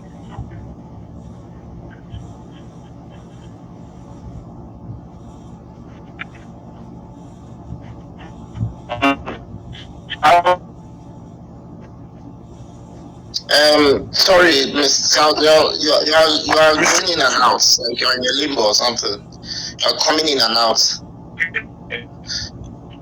Do you mind just maybe we'll pause you for a while and you can ask your question later, right? Okay, yeah, sounds good. Saudi, can you hear me? Yeah, we'll pause you for a while. When you are settled, you can just ask your question later. Yeah. So Mr. Hideme can go on first. Yeah, Hideme, your next. Thank you very much. Once again, very honored to be here to learn the history. Can I do a two-part question? Go ahead. Beautiful. Would you, brother, would you be able to give us the origin of I believe the Ada and I don't want to. I'm not pronouncing it. The Ada and the seats of authority. Lovely. Discussing this with the some of our Yoruba brethren, they mentioned that the Ada is the origin is actually Yoruba, and that could be brought about by the aspect of the name Ada, which he said was of Yoruba origin. Would you be able to? Is that correct? I'm just asking. Second, the aspect of Olokun. All right, Olokun. Would you be able to give us the origin of that? And once again, the Yorubas have claimed that that's actually the origin of Olokun in terms of the words actually is more Yoruba. Is there a counter to say that actually the Olokun is more Bini from origin? If you could shed light to this, that would be great. All right, Mr. Hidiabe. All right. First, before I continue, I have to first of all acknowledge my mentor is in the house, and he wouldn't want me to introduce him. I learned so much from him. I'm still learning from him. Okay, probably after I'm done now, he's probably going to come to my inbox and say, okay, well, you tried, you could have said this, you could have said this. So I don't know. I will not be careful with what I want to say, because I know that if I'm saying some certain things that are not true, he's probably going to just come tell me personally. Like he always do correct me. I've learned so much from him. Professor Oyila Waswanlele is in the house as one of my mentors. So I appreciate him. Padomo, Lamogun. He's not going to say anything though. So the question you asked, Ada and Eben, well, recently they have been dragging everything from us. I'm sure that probably the only thing that they have not dragged from us is to tell us that we should leave Edo State for them so that they can come and inhabit. The origin of the Ada and Eben is roundly the creation the artistic creation of Ogiso A. The Benins were already using Ada and Eben before any kingdom, any civilization, any community in present-day Yoruba land was probably known to history. So I wonder why, if, for example, Okoro is an Igbo word, Oko is also a Benin word. But however, an Igbo man will tell you that they own it, that the Benin stole it from them. Then I begin to wonder, you all agree that Benin conquered a lot of your people? In all of these years of dominance, of over 400 years of dominance, it seems like it's only the Benin people that took words from you people. You people never took anything from them. You never learned anything from them. They were the one who learned from you. So when there are words that are similar, almost the same in both Yoruba and Edo, it's always Yoruba telling us that, come on, you stole it from us. If there are similar words between the Edo and the Igbos are always saying that we stole it from them. The question that we would like now to ask is, all of these years of our dominance, like I said earlier, is there nothing that you guys stole from us? So the context of Ada and Eben being Yoruba, it's rather very absurd, because we understand the history of the creation of the Ada and Eben largely being told, and rightly so, by Ogiso A, who lived 66 CE. We're talking about almost about 800 years before the Izoduwa Oromia Benin history ever happened. Then how come at the end of it all, something that has been part of our history, has been part of our people for that long, for over 800 years, now eventually jump tribes and now become Yoruba, because Yoruba believe that there is a word called Ada that means something in Yoruba. Then what does Eben also mean in Yoruba? Having said that, I believe from all sources that Ada and Eben was created by Ogiso A over 2,000 years ago. Alright? And every ethnic group, every tribe that carries the Ada and Eben shows their loyalty to the Oba of Benin. Because in the Old, Oba of Benin is the only one that has a right to give his subjects or some dukedoms the privilege of wielding the Ada sword, or what you people now call sword, the sword of authority. Alright, and it creeps into Yoruba history like they have always done. They loved it and they copied it, and in recent times they said it belongs to them. That brings me to Olokun. I've always said that Okun means big water body or the sea in Benin. It also means the same thing in Yoruba. One cannot tell who owns that word, but the origin of the word Ole is deep rooted in Benin. You have words like Oliha,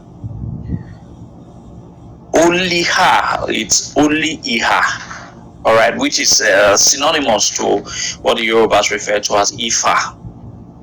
All right, I'm sure that if it was also Ifa, if it was Iha, their own is Ifa, and probably they will also tell you that Iha came from Ifa. Only it's like a owner, the excuse me please, the proprietor of something. Olokun, the owner or the proprietor of the water body, or maybe someone can use the right word, but that's what it sort of means in Benin. Only her, that you get owner or the proprietor of divinity Iha. Then Olokun, the proprietor of the Okun. All right, we are quite very convinced that the Kaladeran, who the Benins believes became the Oduduwa in Yoruba land, was an Olokun diviner. There were some earliest Ogisos that were Olokun diviners. They were priests of the Olokun divinity. All right, the Kaladeran was one of those priests. In short, the Kaladeran established during his travails when he had left Benin and all of that, he established the Olokun deity and shrine, in which even Lingrot in his book,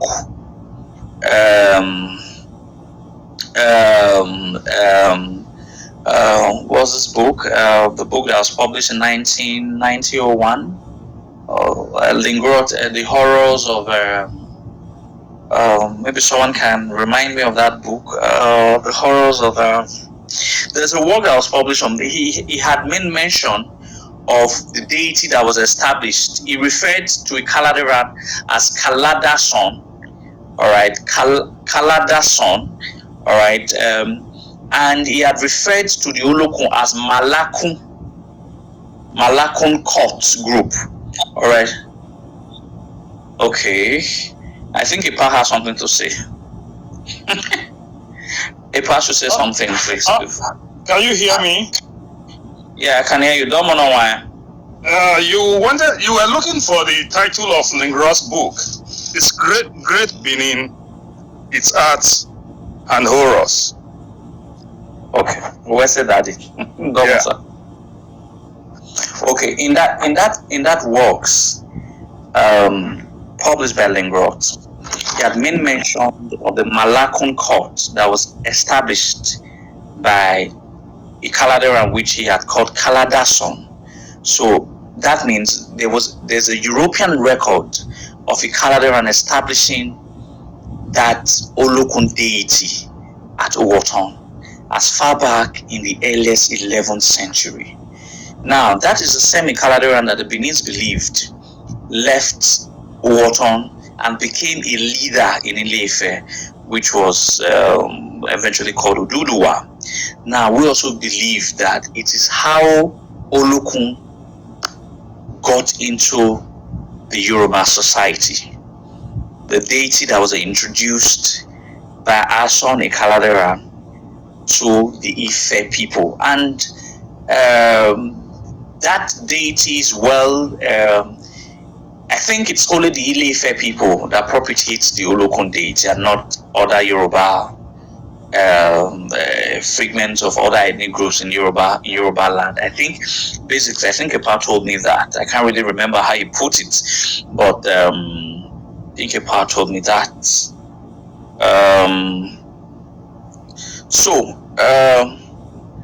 I don't know. Okay, so that's basically it. Like I've said, the Olokun couldn't have been a Yoruba deity because there are historical records that I've just proven. It was published in 1901 or 1902, 1901 or 1902. But that book was written in the 19th century, only to be published in the early 20th century. All right, and it has showed how our son Kaladeran established the Olokun deity at Uwoton, and eventually that Ikaladeran eventually became a ruler in Ilefe, and that shows the link of how the Olokun deity got to Yoruba land. And I've also established that the root word of the Ole Okun, it's Benin rather than Yoruba, citing another example using Ole Iha, all right, almost like an owner, a propitiator of the of divinity called Iha. So basically, I believe strongly that Olokun has always been part and parcel of the divinity. A male, a lot of people misinterpret Olokun as a goddess. It's not a goddess, it's a divinity, and there's a male divinity of the Edo people. Long before we had any interaction or anything to do with the Yoruba people. And well, I think I will round up there, Mr. Hidiame. Thank you. Also want to thank Epaoyi also for his contribution. Yeah. So the next person that I want to ask a question, I think Nosa, right? Am I right? Yes. Okay. Go ahead with the question, sir. About what way is Sir. Mr. Izoduwa, it's nice to meet you. I don't really know. I'm sure you are Mr. Izoduwa Imasuen, the same one on Facebook, right? Yes. Okay. Yes, I follow you on Facebook. Thank you very much, and I'm so glad to be here tonight. I, to the glory of God, I'm the chairman of Benin Union, Cape Town, South Africa, and I just came in not quite long ago, but I heard you speaking, and I followed and I listened to everything you've been saying, and I'm happy I'm here tonight. I just want to ask some few questions, and I want to put in some things too. We the Benins, we've heard so many stories about how we came from the Yoruba and all that, but there's something I just want to say is that I think we the Benins, where we lost it, I believe, is our language.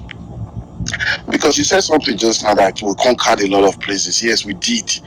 But then I think we were too stingy with our language, or we never taught these people we conquered our language.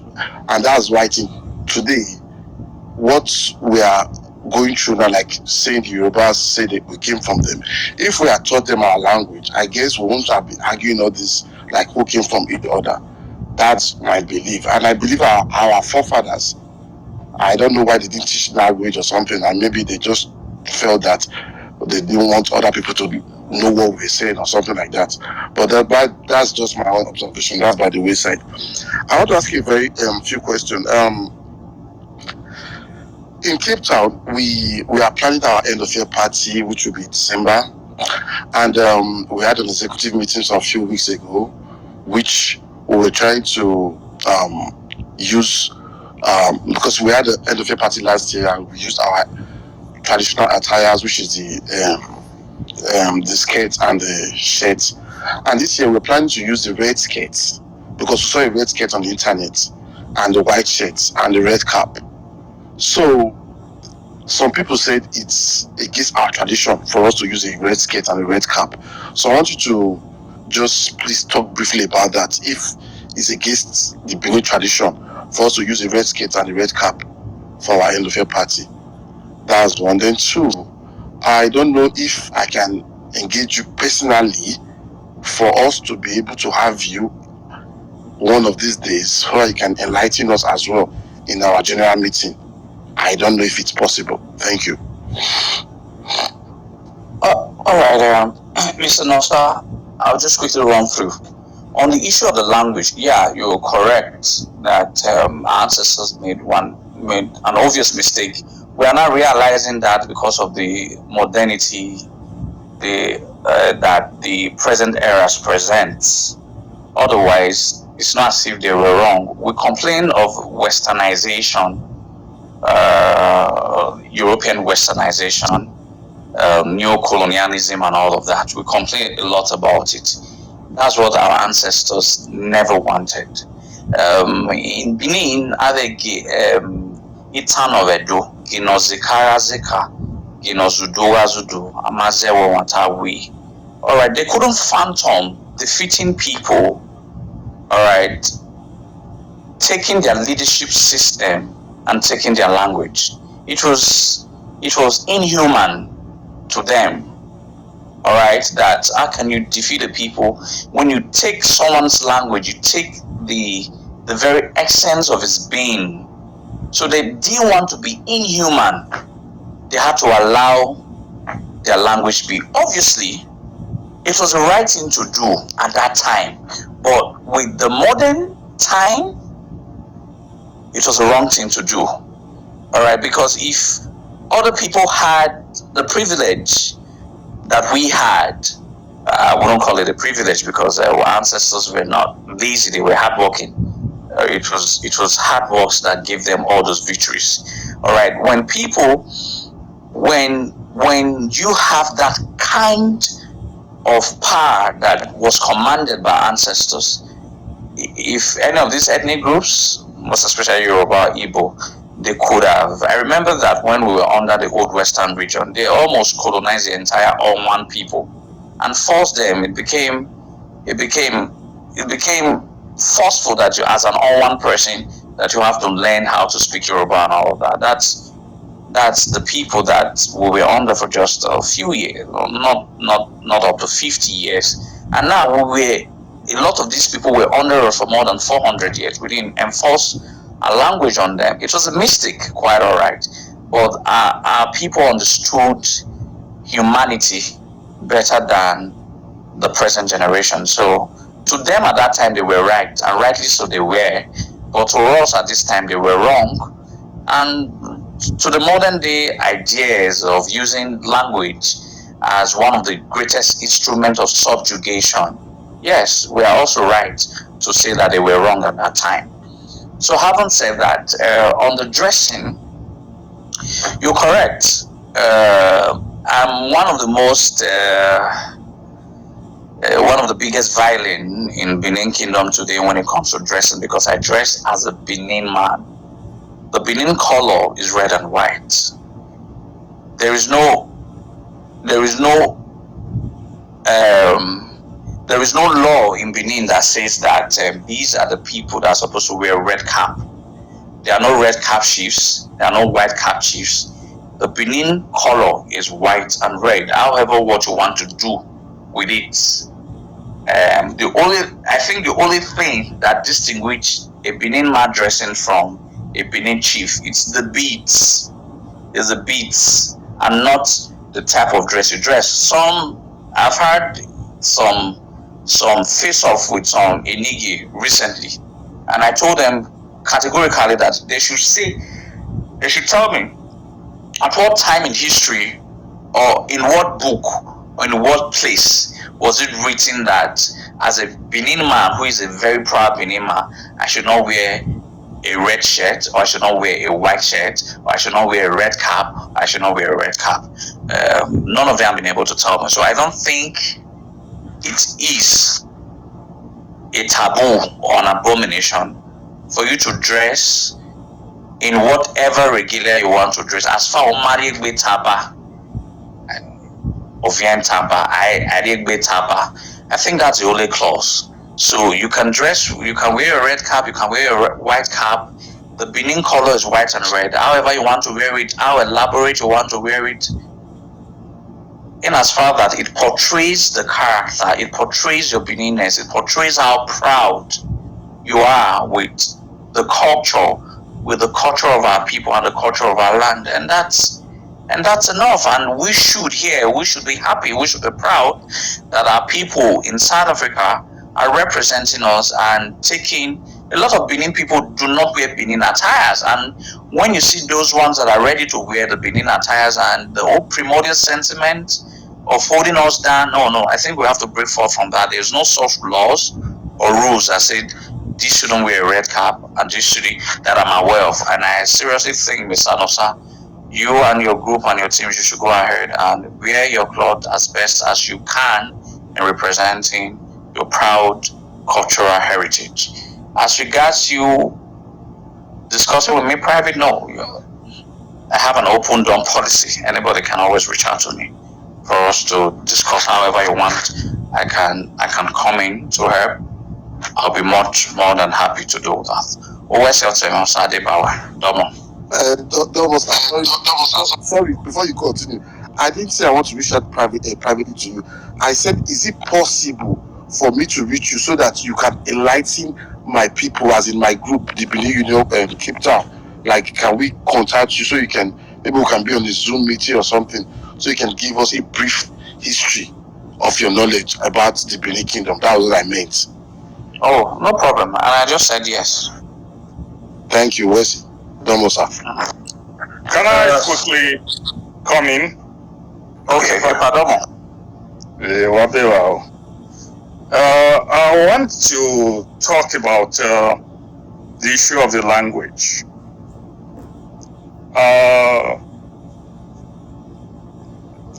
Amowie has done some good work on the language issue. The thing about language is spread. It's not something you impose on people. I think the Benin people were very conscious of that. You don't impose it. People pick it up. And their migrations and movements also help to spread it to some extent. The thing about Yoruba Igbo language being dominant in the South today is not because the Yoruba and the Igbo deliberately spread it. It has a lot to do with colonialism. Firstly, before colonial rule, in some parts of Yoruba land, even a Yoruba scholar have documented it, that before colonial rule, if you have gone to a place like Owo, parts of Akure area, people were struggling to learn Benin because they needed it to interact with the Benin people. And so the language was spreading. The British did not impose their English language. They only used it in schools and in their official documents. But because people wanted to work for the British and be like the British, they started picking up the language. There are still a lot of Nigerian people who don't even speak English, in spite of it being official language of Nigeria. So, what happened during colonial times is just that 1897 was a big blow to Benin, and it stopped. And the British were determined to stop the influence of Benin, the further influence of Benin in southern Nigeria. And so all the areas that were under Benin were removed from Benin, and they were banned from making further contacts with Benin, especially after the restoration. Because after the restoration of Oba Eweka in 1914, some of the people who were under Benin before still tried to bring tributes to Benin to pay to Oba Eweka. The British stopped it. Some of them were even punished for it. And the way the Yoruba and the Igbo languages spread during this period was because of the influence of the church and the school. The man who brought Christianity to the Midwest in the 1901 was Bishop James Johnson. After the conquest of Benin, James Johnson brought the CMS or Anglican Church to Benin and to Ora and these areas. And what he did, James Johnson was of Yoruba origin. Ijesha and origin.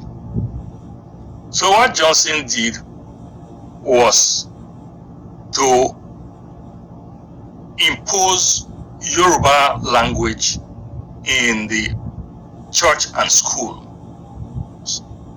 in the Benin area. That's Benin, Onwa, Akoko Edo areas and Esa areas. And the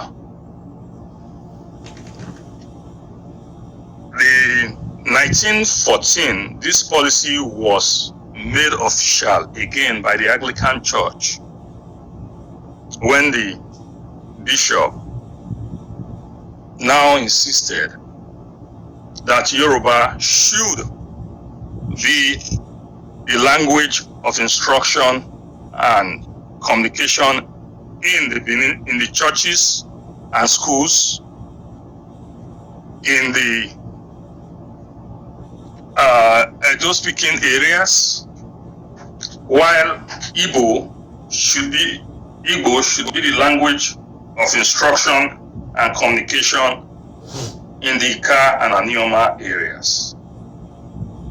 As a result, teachers and catechists who spoke these languages were sent to these areas, and they helped to popularize these languages in these areas. For you to even know the extent the church went in doing this, even in the Ekiti area, though Ekiti today, the Ekiti people today say they are called Yoruba, they say they are Yoruba. But if you take somebody from Oyo to Ekiti, he would not understand what the Ekiti man is saying. During that early colonial period, the CMS had to impose the Oyo dialect, the Oyo language on the Ekiti, Owo, and all of them. And that is how that language became the standard Yoruba that was popularized. In Edo North, especially Akoko Edo and Onwa area, the colonial government joined them in enforcing the use of Yoruba. But in the Benin and Esa area, there was resistance. The people resisted the imposition of this language. It was only in 1922 that Reverend William Payne, who took over as the head of the church in the Benin area, wrote to London to inform them that he's having a big problem enforcing Yoruba among the Benin and the Esa. And so they should now de-emphasize the use of Yoruba among the Benin and the Esa. And that was how Yoruba was de-emphasized, that Edo language started to be promoted in the schools in Benin. And there were no books. People like Jacob Egareva had to start writing books for schools in the 1930s. And that is how we started to regain our language. Otherwise, maybe Yoruba would have been our second language today. So that is about that of the language. So we have to thank our people for resisting. But in the Ika area, the Igbo man from Imo State does not understand Ika language of Agbo. It was this same colonial policy that imposed the Igbo language from the East, what they call the Union Igbo, that was created by the CMS Church, that was imposed on these areas. Up till the early 20th century, many of the people in the Ika area were bilingual. They spoke both Benin and Ika. they had Benin names. Not only their kings, even the ordinary people. My teacher at University of Benin Extramural Studies those days, Professor Omoregbe, I was surprised when I met him, and he said he was not Benin, that he was from Ibanke. Then there was another one who was for a long time a permanent, he was a chief education officer, Mr. Osunde, Mr. Ajegbefume. Many of them, they were from Owa. They were not, they were Ika, but they bore Benin names. So it was only recently colonial rule that made all these things possible. And what it did was stop the spread of Benin language and introduced and imposed Yoruba and Igbo as the lingua franca of these people. For the issue of Olokun, what I will have to say is the Yorubas did not introduce Olokun. They don't really own it. The Olokun, if the Yoruba talk about Olokun, the Olokun they talk about is a woman. It's not a man. They say Olokun is a wife of Oduduwa. And we know that the Kaladera took Olokun to Ife. If you, unlike the Benins where Olokun is worshipped all over in various households, even if you move into the Ika area, Olokun is part and parcel of their religion. But if you go to Yoruba areas, they hardly talk about Olokun. It's mainly in Ife that they see it as one of their gods. And for them it's a goddess. But Olokun in Benin is male. Olokun is a son of God in Benin religion, whom God gave the waters to manage. And the Benin's realized it very early and started appropriating it.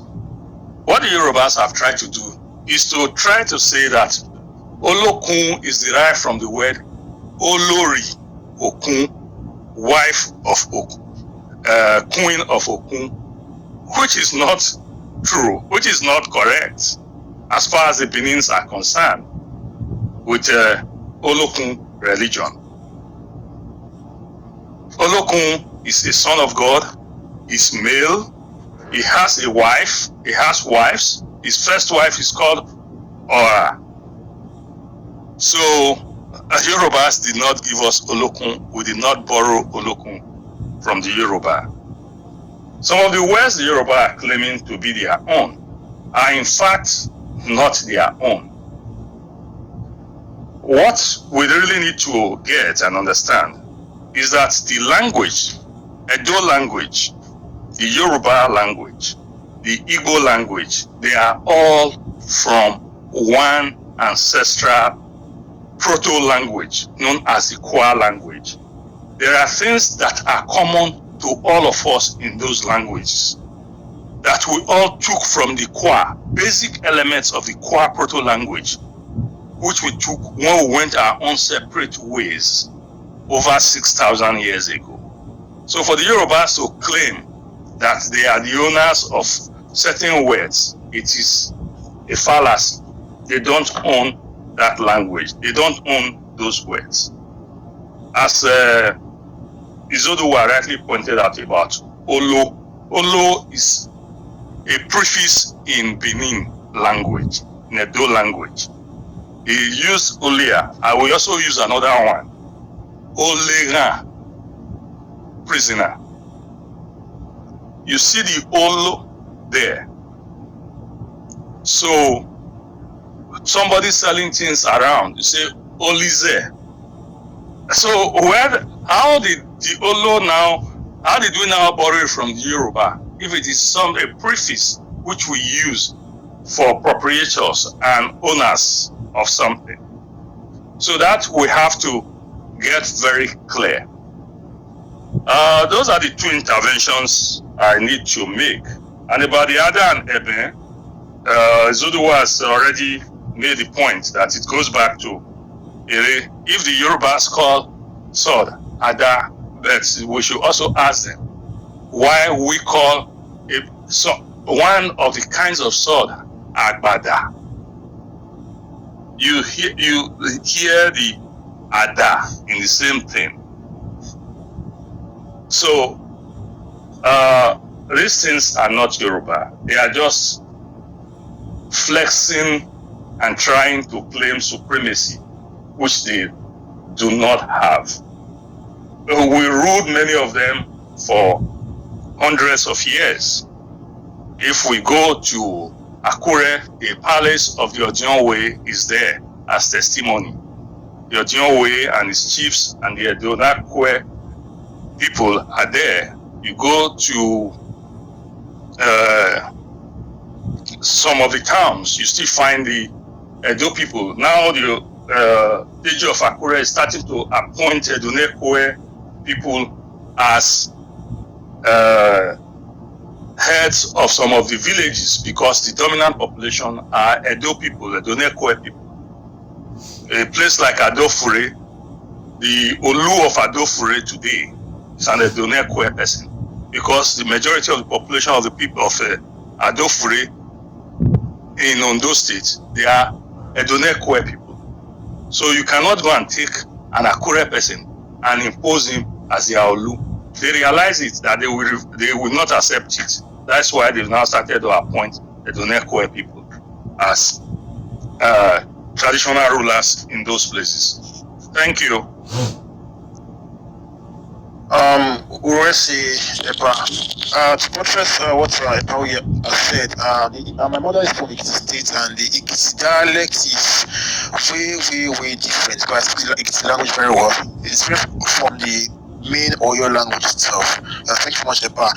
So now, before I contact you again for question and answer, I want to ask Epa Izoduwa a question.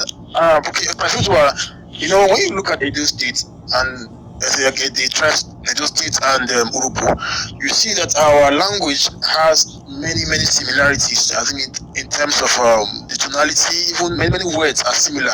Even many sentences are similar, and the close of them is the Edo language and the Eastern language. Now, but can you actually explain like how and when this language, like these things began to change at the point, because the Eastern is close to the Edo language, but how and when did this various languages began to change? Yeah, from the main Edo language itself. Thank you, sir.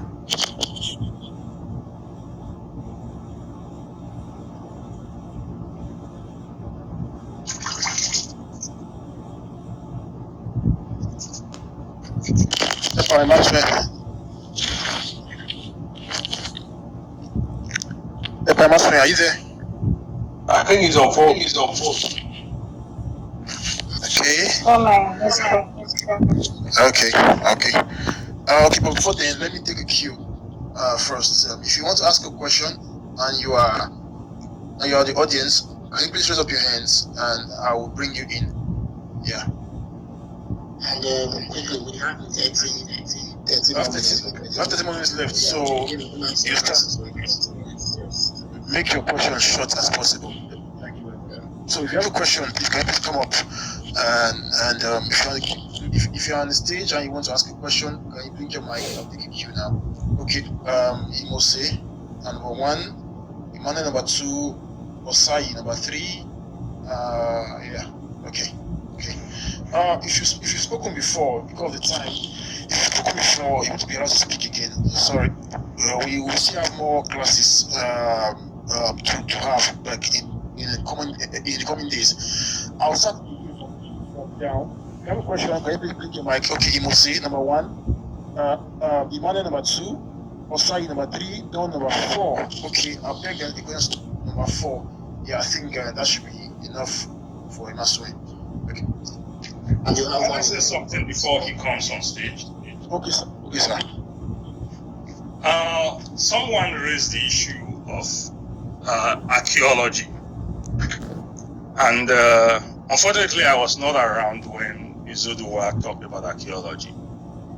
Our biggest problem is that we really, right now, among the Edo people, we have only one trained archaeologist.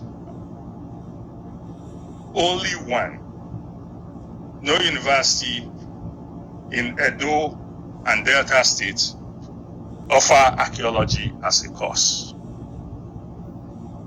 So it's very unfortunate. We have a very rich history which archaeology will and can help us further enrich. But we do not have archaeologists to do the work. The last archaeological excavations that were done in Benin were in the 1960s and 1970s.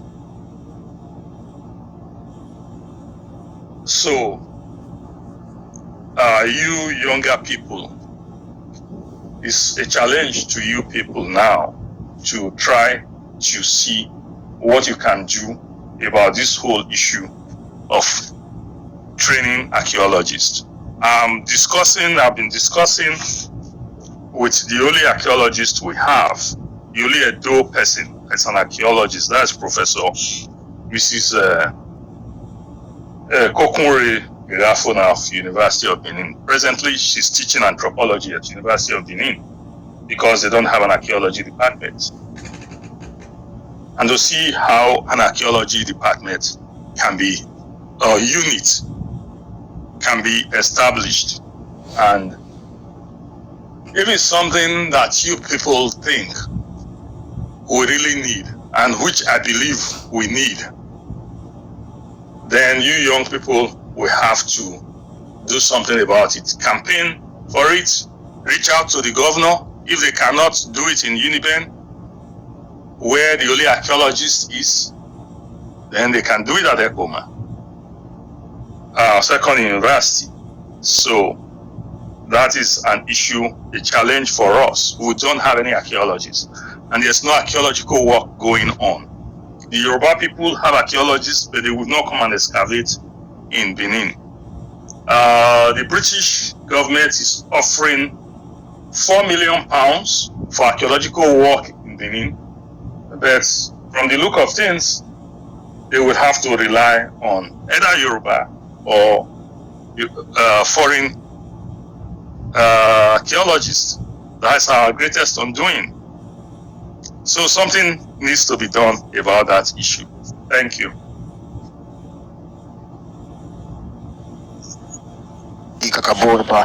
Mr. Izoduwa, did you get my question, sir? All right. Can you hear me now? I can hear you. We can hear you. Okay. I don't know what happened to my phone volume, but I heard when you were asking the question. So, but I presume you can hear me very clearly. Yeah. You talked about what actually rubbed off on our history. Sorry, on our language from the main the father that people migrated, the father, or sort of the father, the story, our language sort of reduced and all of that. Well, to be candid, the best explanation would have been first, other neighboring settlements, because one couldn't tell. It's just like what could have been. A part talked about our language origin, the Kwa language, which is the proto, the base, the stem of our language, where our language originated from. That's where the Igbo language originated from. That's where the Yoruba Yoruba language originated, or quite some other. There are other the Bantu languages and other proto languages in Africa. Now, but basically, how some of these languages fizzled out, or the influences of this language reduced, is what I'm still trying to wrap my head about, and maybe a pa can give us an insight on that particular topic, because I don't want to say something I'm not too really sure about. I didn't know that the more, like, Asans are the closest neighbor to Benin, and that's why the environment plays a very remarkable role in languages. All right, and I tend to see as soon as the Edo people move further. Okay, I'll give you a very good example, like the Ikwere people, who are proud Edo people. All right, they are surrounded, most especially by they have a close proximity to Imo State. And you understand that it was the Imo language that was forced on the old eastern region and all of that. That's why they were completely, because it's always like this. Three sons of the same father, Egbeye, Ogba, and Ikwere. Ikwere tends to because of their proximity, Ikwere's proximity to the Igbo people, their language are very, very similar to the Igbo language, in comparison to the Egbeye people, whose language has a variant. It's Edoid, basically, and although they classify it as Igboid, but they're also a bit farther. Now, when you go farther down, like the Ogba people, all right, because we're in Ogba land 3 weeks ago, and their language is almost completely different from the Egbeye language, and Egbeye language is almost completely different from their Ikwere language. I believe that environment plays a very remarkable factor, and the proximity of the people that that has a larger population plays a remarkable role or in influencing language over many years. I think that the little explanation I can have, I can wrap my head around as regards the question that you asked, Mr. Joshua. All right. Thank you very much, sir. Yeah. So I think okay. Okay, Emmanuel is the next person to ask a question. Go ahead and ask a question, please. Make your question brief as possible. We are following a time schedule. Thank you. Okay. Good evening, everyone. I greet everyone in this room. The question I wanted to ask, I think the last speaker kind of answered it. I just wanted to know if the Ikwere people are related to the Benin Kingdom, because some Ikwere people have claimed that they are actually related to the Benin Kingdom. That's all. All right, Mr. Emmanuel, I can categorically tell you, not because of the propaganda or the lies going on the social media. All right, one of the aspects of my interest in Benin history is trying to relate with the descendants of Benin. All right, I have three first-class kings from Ikwere land that are my personal, I refer to them as my personal friends. Though they are kings, they are first class. Like, for example, Izoduwa Baka of Eho Kingdom. It's like a father to me. Now, we did a program in Port Harcourt, August 28th this year, tagged Agadagada. In there, 5 representative, 5 kings came from Ikwere land was present there. And at every time that we've gone for visitations from one palaces to the other, we have never heard wherefore any of these kings are said that they are Igbo people. or they are related to Igbo persons. Now the story is very clear. All right, the father of Iwuroha, that's Wiriona basically, which is the original name of the Kweri people. Now you must have to understand that during the stories like this, one of the foremost historian, Ikweri historian, Nati Enya, is a good friend of mine. One of the foremost Ikweri historian, Nati Enya, is also part of the people who converted the Bible to Ikweri language. So I have his book. He said in his work that in the 1920s, when the British people came, all right, and there were Igbo translators who were trying, because the Aboriginal Iwuroha now, which is the original word, the original name for the Kweri people, all right, the British was trying to relate with them, but there was a language barrier, so they needed a translator, which was an Igbo person. So, and all the British could hear was Nkweri. It's sort of an assertion that, okay, we agree.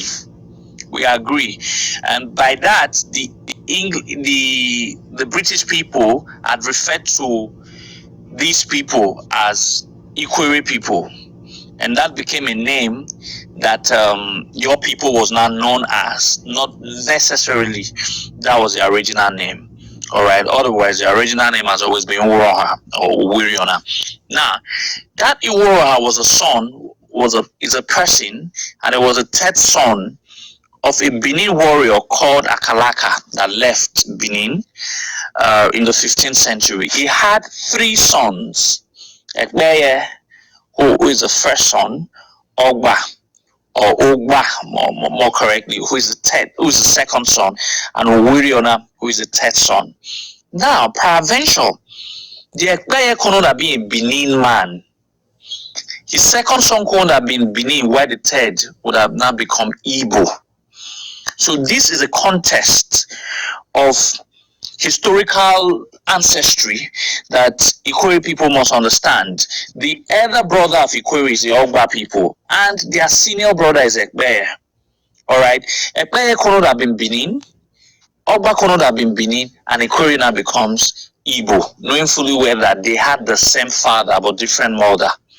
All right, having established that, I want you to understand that the only Ikweri people, all right, that believes that they are Igbos are most especially those ones that have Igbo mothers. And matrilineally, in the African society, you don't determine your ancestry through the matrilineal line. Just like you have a lot of Ikweri people that has Igbo mothers. But those ones that actually acknowledges their patrilineal root understands that they are Benin people, and they are very, very proud of it. Or like, for example, I give you a very good example because of the gimmicks of the Igbo in Ogbaland. We were in Ogbaland 3 weeks ago. The video is there on YouTube. You can look for it. A visitation to Ogbaland. Now, it is that bad because they understood the kind of skirmishes of the Igbo people. That there is a law in Ogbaland now, as I speak to you in River State, that no land, no inch of an Ogba land is sold to an Igbo person. If an Ogba woman marries an Igbo man, all right, if the Igbo man wants to buy the land, all right, if he wants to buy the land, he must use the name of his wife, who is an Ogba woman, to buy the land. That's because they have seen the sort of the skirmishes of the Igbo people over the years to forcefully take territories, take ethnic groups forcefully, that has over the years denying ever having anything to do with Igbo by ancestry. So historically or ancestrally, Ikweri people are not Igbos. That I can tell you authoritatively. Thank you. Thank you very much, Epa. So we are running out of time, and this meeting should close in the next 25 minutes. So now I want to refresh the room. This is hello everyone. This is Edo Vibes, and this group is for Edo people in particular, and Nigerians in general. So on this group, we come together to teach a lot of things about Edo, Benin, Esan history, and we talk. We make several conversations about things that affect us in life and all whatnot and all that. And you can join the group so that you can be part of our several conversations that we always have in days to come. And also, we want you to follow our speaker, Mr. Izoduwa Imasuen. Please follow him. And thank you very much. So I think the next person now has to be Mr. Osai, if I'm right. Am I right? Yeah, you are right. Thank you. Yes, thank you. Yeah, thank you very much. So make a question brief as possible. No explanation, just question.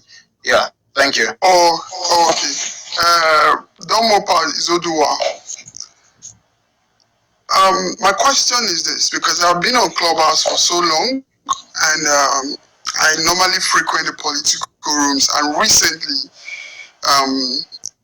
identity crises have become a major problem when it comes to the Nigerian people, and mostly within the South and the Southeastern people. Just was it yesterday morning? I almost got into a fight, just a verbal war with someone when the person was trying to meet someone. So my question is this: if I'm a follower of your page, there's no day I don't visit your page, the Edo Descendants page on Facebook. I'm a follower.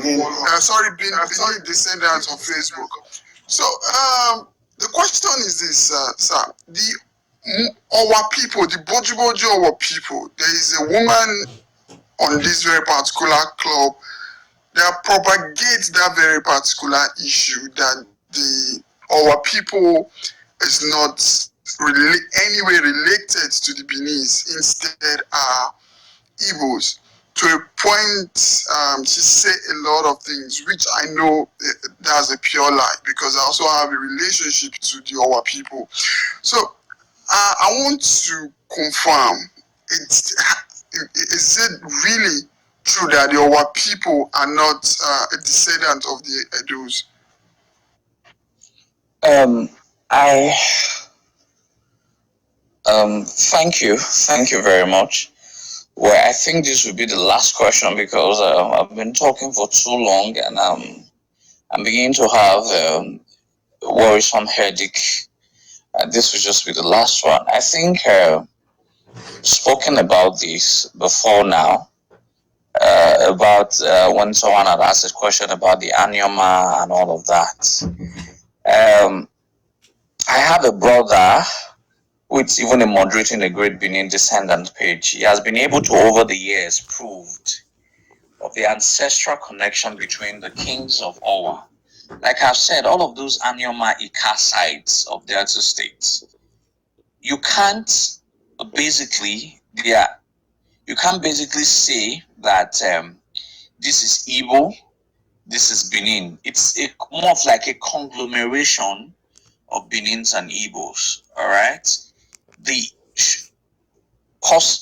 possibly or rightly so, the Igbos have more populations in these places, but the leadership of these places are of Benin origin. That is why when you look at the cultural and traditional semblance of these Owa people, for example, they have, if you look at the names of all the kings of Owa, or if you look at the names of all the kings of Owa, 70% of them are pure Edo names. 70% of them are pure Edo names. It shows that these people had a very strong ancestral connection to Benin. However, the populace might have also have a very strong connections to the Igbo. So the Ika people, I have said it severally, that you cannot say they are Igbos or you cannot say they are Benins, because they are a product of both the cultural, traditional ideology of the Benin and more of like a language ideology of the Igbo people. So the Ika people, which Anioma falls under, shares ideas of two distinct ethnic groups of Edo or Benin and Igbo. Alright, so if the woman is saying that the Owa people are Igbos, she's wrong. If I, Izoduwa, is saying that the Owa people are Benins, I'm also wrong, because they have been able to form a distinct ethnic group for themselves over the years through the culmination of both Igbos and Benin. So I think that I've answered that before probably you joined a program. I think that's the answer I have to. So the woman was wrong to say that the Owa people are Igbo people. The Owa people are Owa people. They are neither Igbo or neither Benin, because they are both Benin or Igbo. Thank you. Yeah, thank you so much, sir. I mean, Joshua, we might not be able to take any more questions just because I think Izoduwa Imasuen has come to it's probably night now, so it's come to the end of today. I mean, but Izoduwa Imasuen will be coming on regularly. He is free to open rooms regularly on any platform, Edo Vibez. Yes, and so is one of our honorable members now, so he will be able to open rooms regularly. Just follow the house, and whenever he's here next, you'll be notified so that you can come ask your question. We received a lot of questions in our inbox, and we could not get to any one of them. So there were a few questions in our inboxes, but maybe next time we'll get to them. Joshua, do you have anything to say? And Coco, do you have anything to say? Okay. Thank you very much. We really appreciate it. I mean, we've been hungry, we've been dying to know a whole lot of things about us. And according to what me and Henry have spoken before, you know, we saw you as a unifying factor of trying to bridge the gap, trying to explain the meaning of Edo, Bini, Isan, all these identity crisis that we have.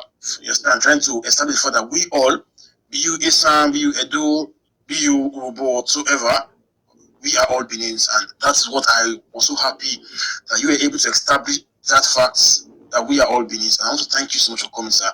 And the audience, there will still be more speaking engagement from Epa Izoduwa, and you're always welcome to Edo Vibez. Please follow the house. Please follow the house, and there are much more exciting conversations that we'll be having in the future, and you guys will come learn a lot of things about our culture, learn a lot of things about our language, our food, and everything about us. And I want to thank Coco, also the founder of this beautiful and wonderful house. You have brought us together. I mean, you have brought us together from several walks, the diaspora. You brought the diaspora. You were able to connect the Edo people, Benin people in diaspora down. Us to the palace of the Oba of Benin. So we really appreciate you. Thank you, Epa Izoduwa. Yeah, I'll give you a call in the next 5 minutes, sir. So we can decide how we're going to see before you travel back to your station from Ibadan. Thank you, sir. Yeah. All right. Good night to all of you. Well, let's see. Domo. Pa Uilawa. Domo Salamugu. All right. I thank all of you. But don't worry, we'll never forget your drink. I send Osage a message. Osage never still come back, so no worry. I know say play not the ritual they No, now the delivery man, but I shall deliver our delivery man. But on a more serious note, though, again, like I said earlier, thank you very much, Master. I really do appreciate this. And about Uyi, I'm continuously appreciating you for you joining and being able to, whenever you got free time, to join us and speak. Master, if you check your page and you go all the way to the bottom, you can see there is a blue badge right next to the Edo Vibez, meaning you're not a leader here. You can, whenever you feel free, whenever you have the time, you don't even need to message anyone.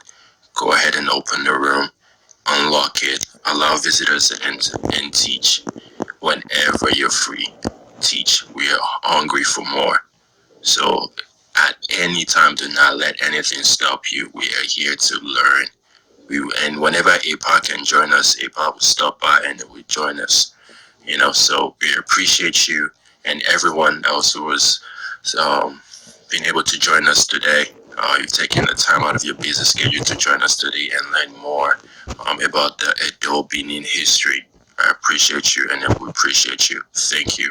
If you're not following the house, please follow the house. Follow us on Instagram. And like Joshua has clearly said, please follow our important speaker today. Today is his first day on Clubhouse. So please follow him and let's, get his followership up. While we say, Henry, feel free to end the room or if you have any more things to say. And you too, Henry, thank you. Joshua, thank you, for making this happen. It was only like about a week ago that we spoke about this, and under a couple of days, you guys have made it possible. So I appreciate you guys. Thank you very much. What we say about that way? Yes, sir.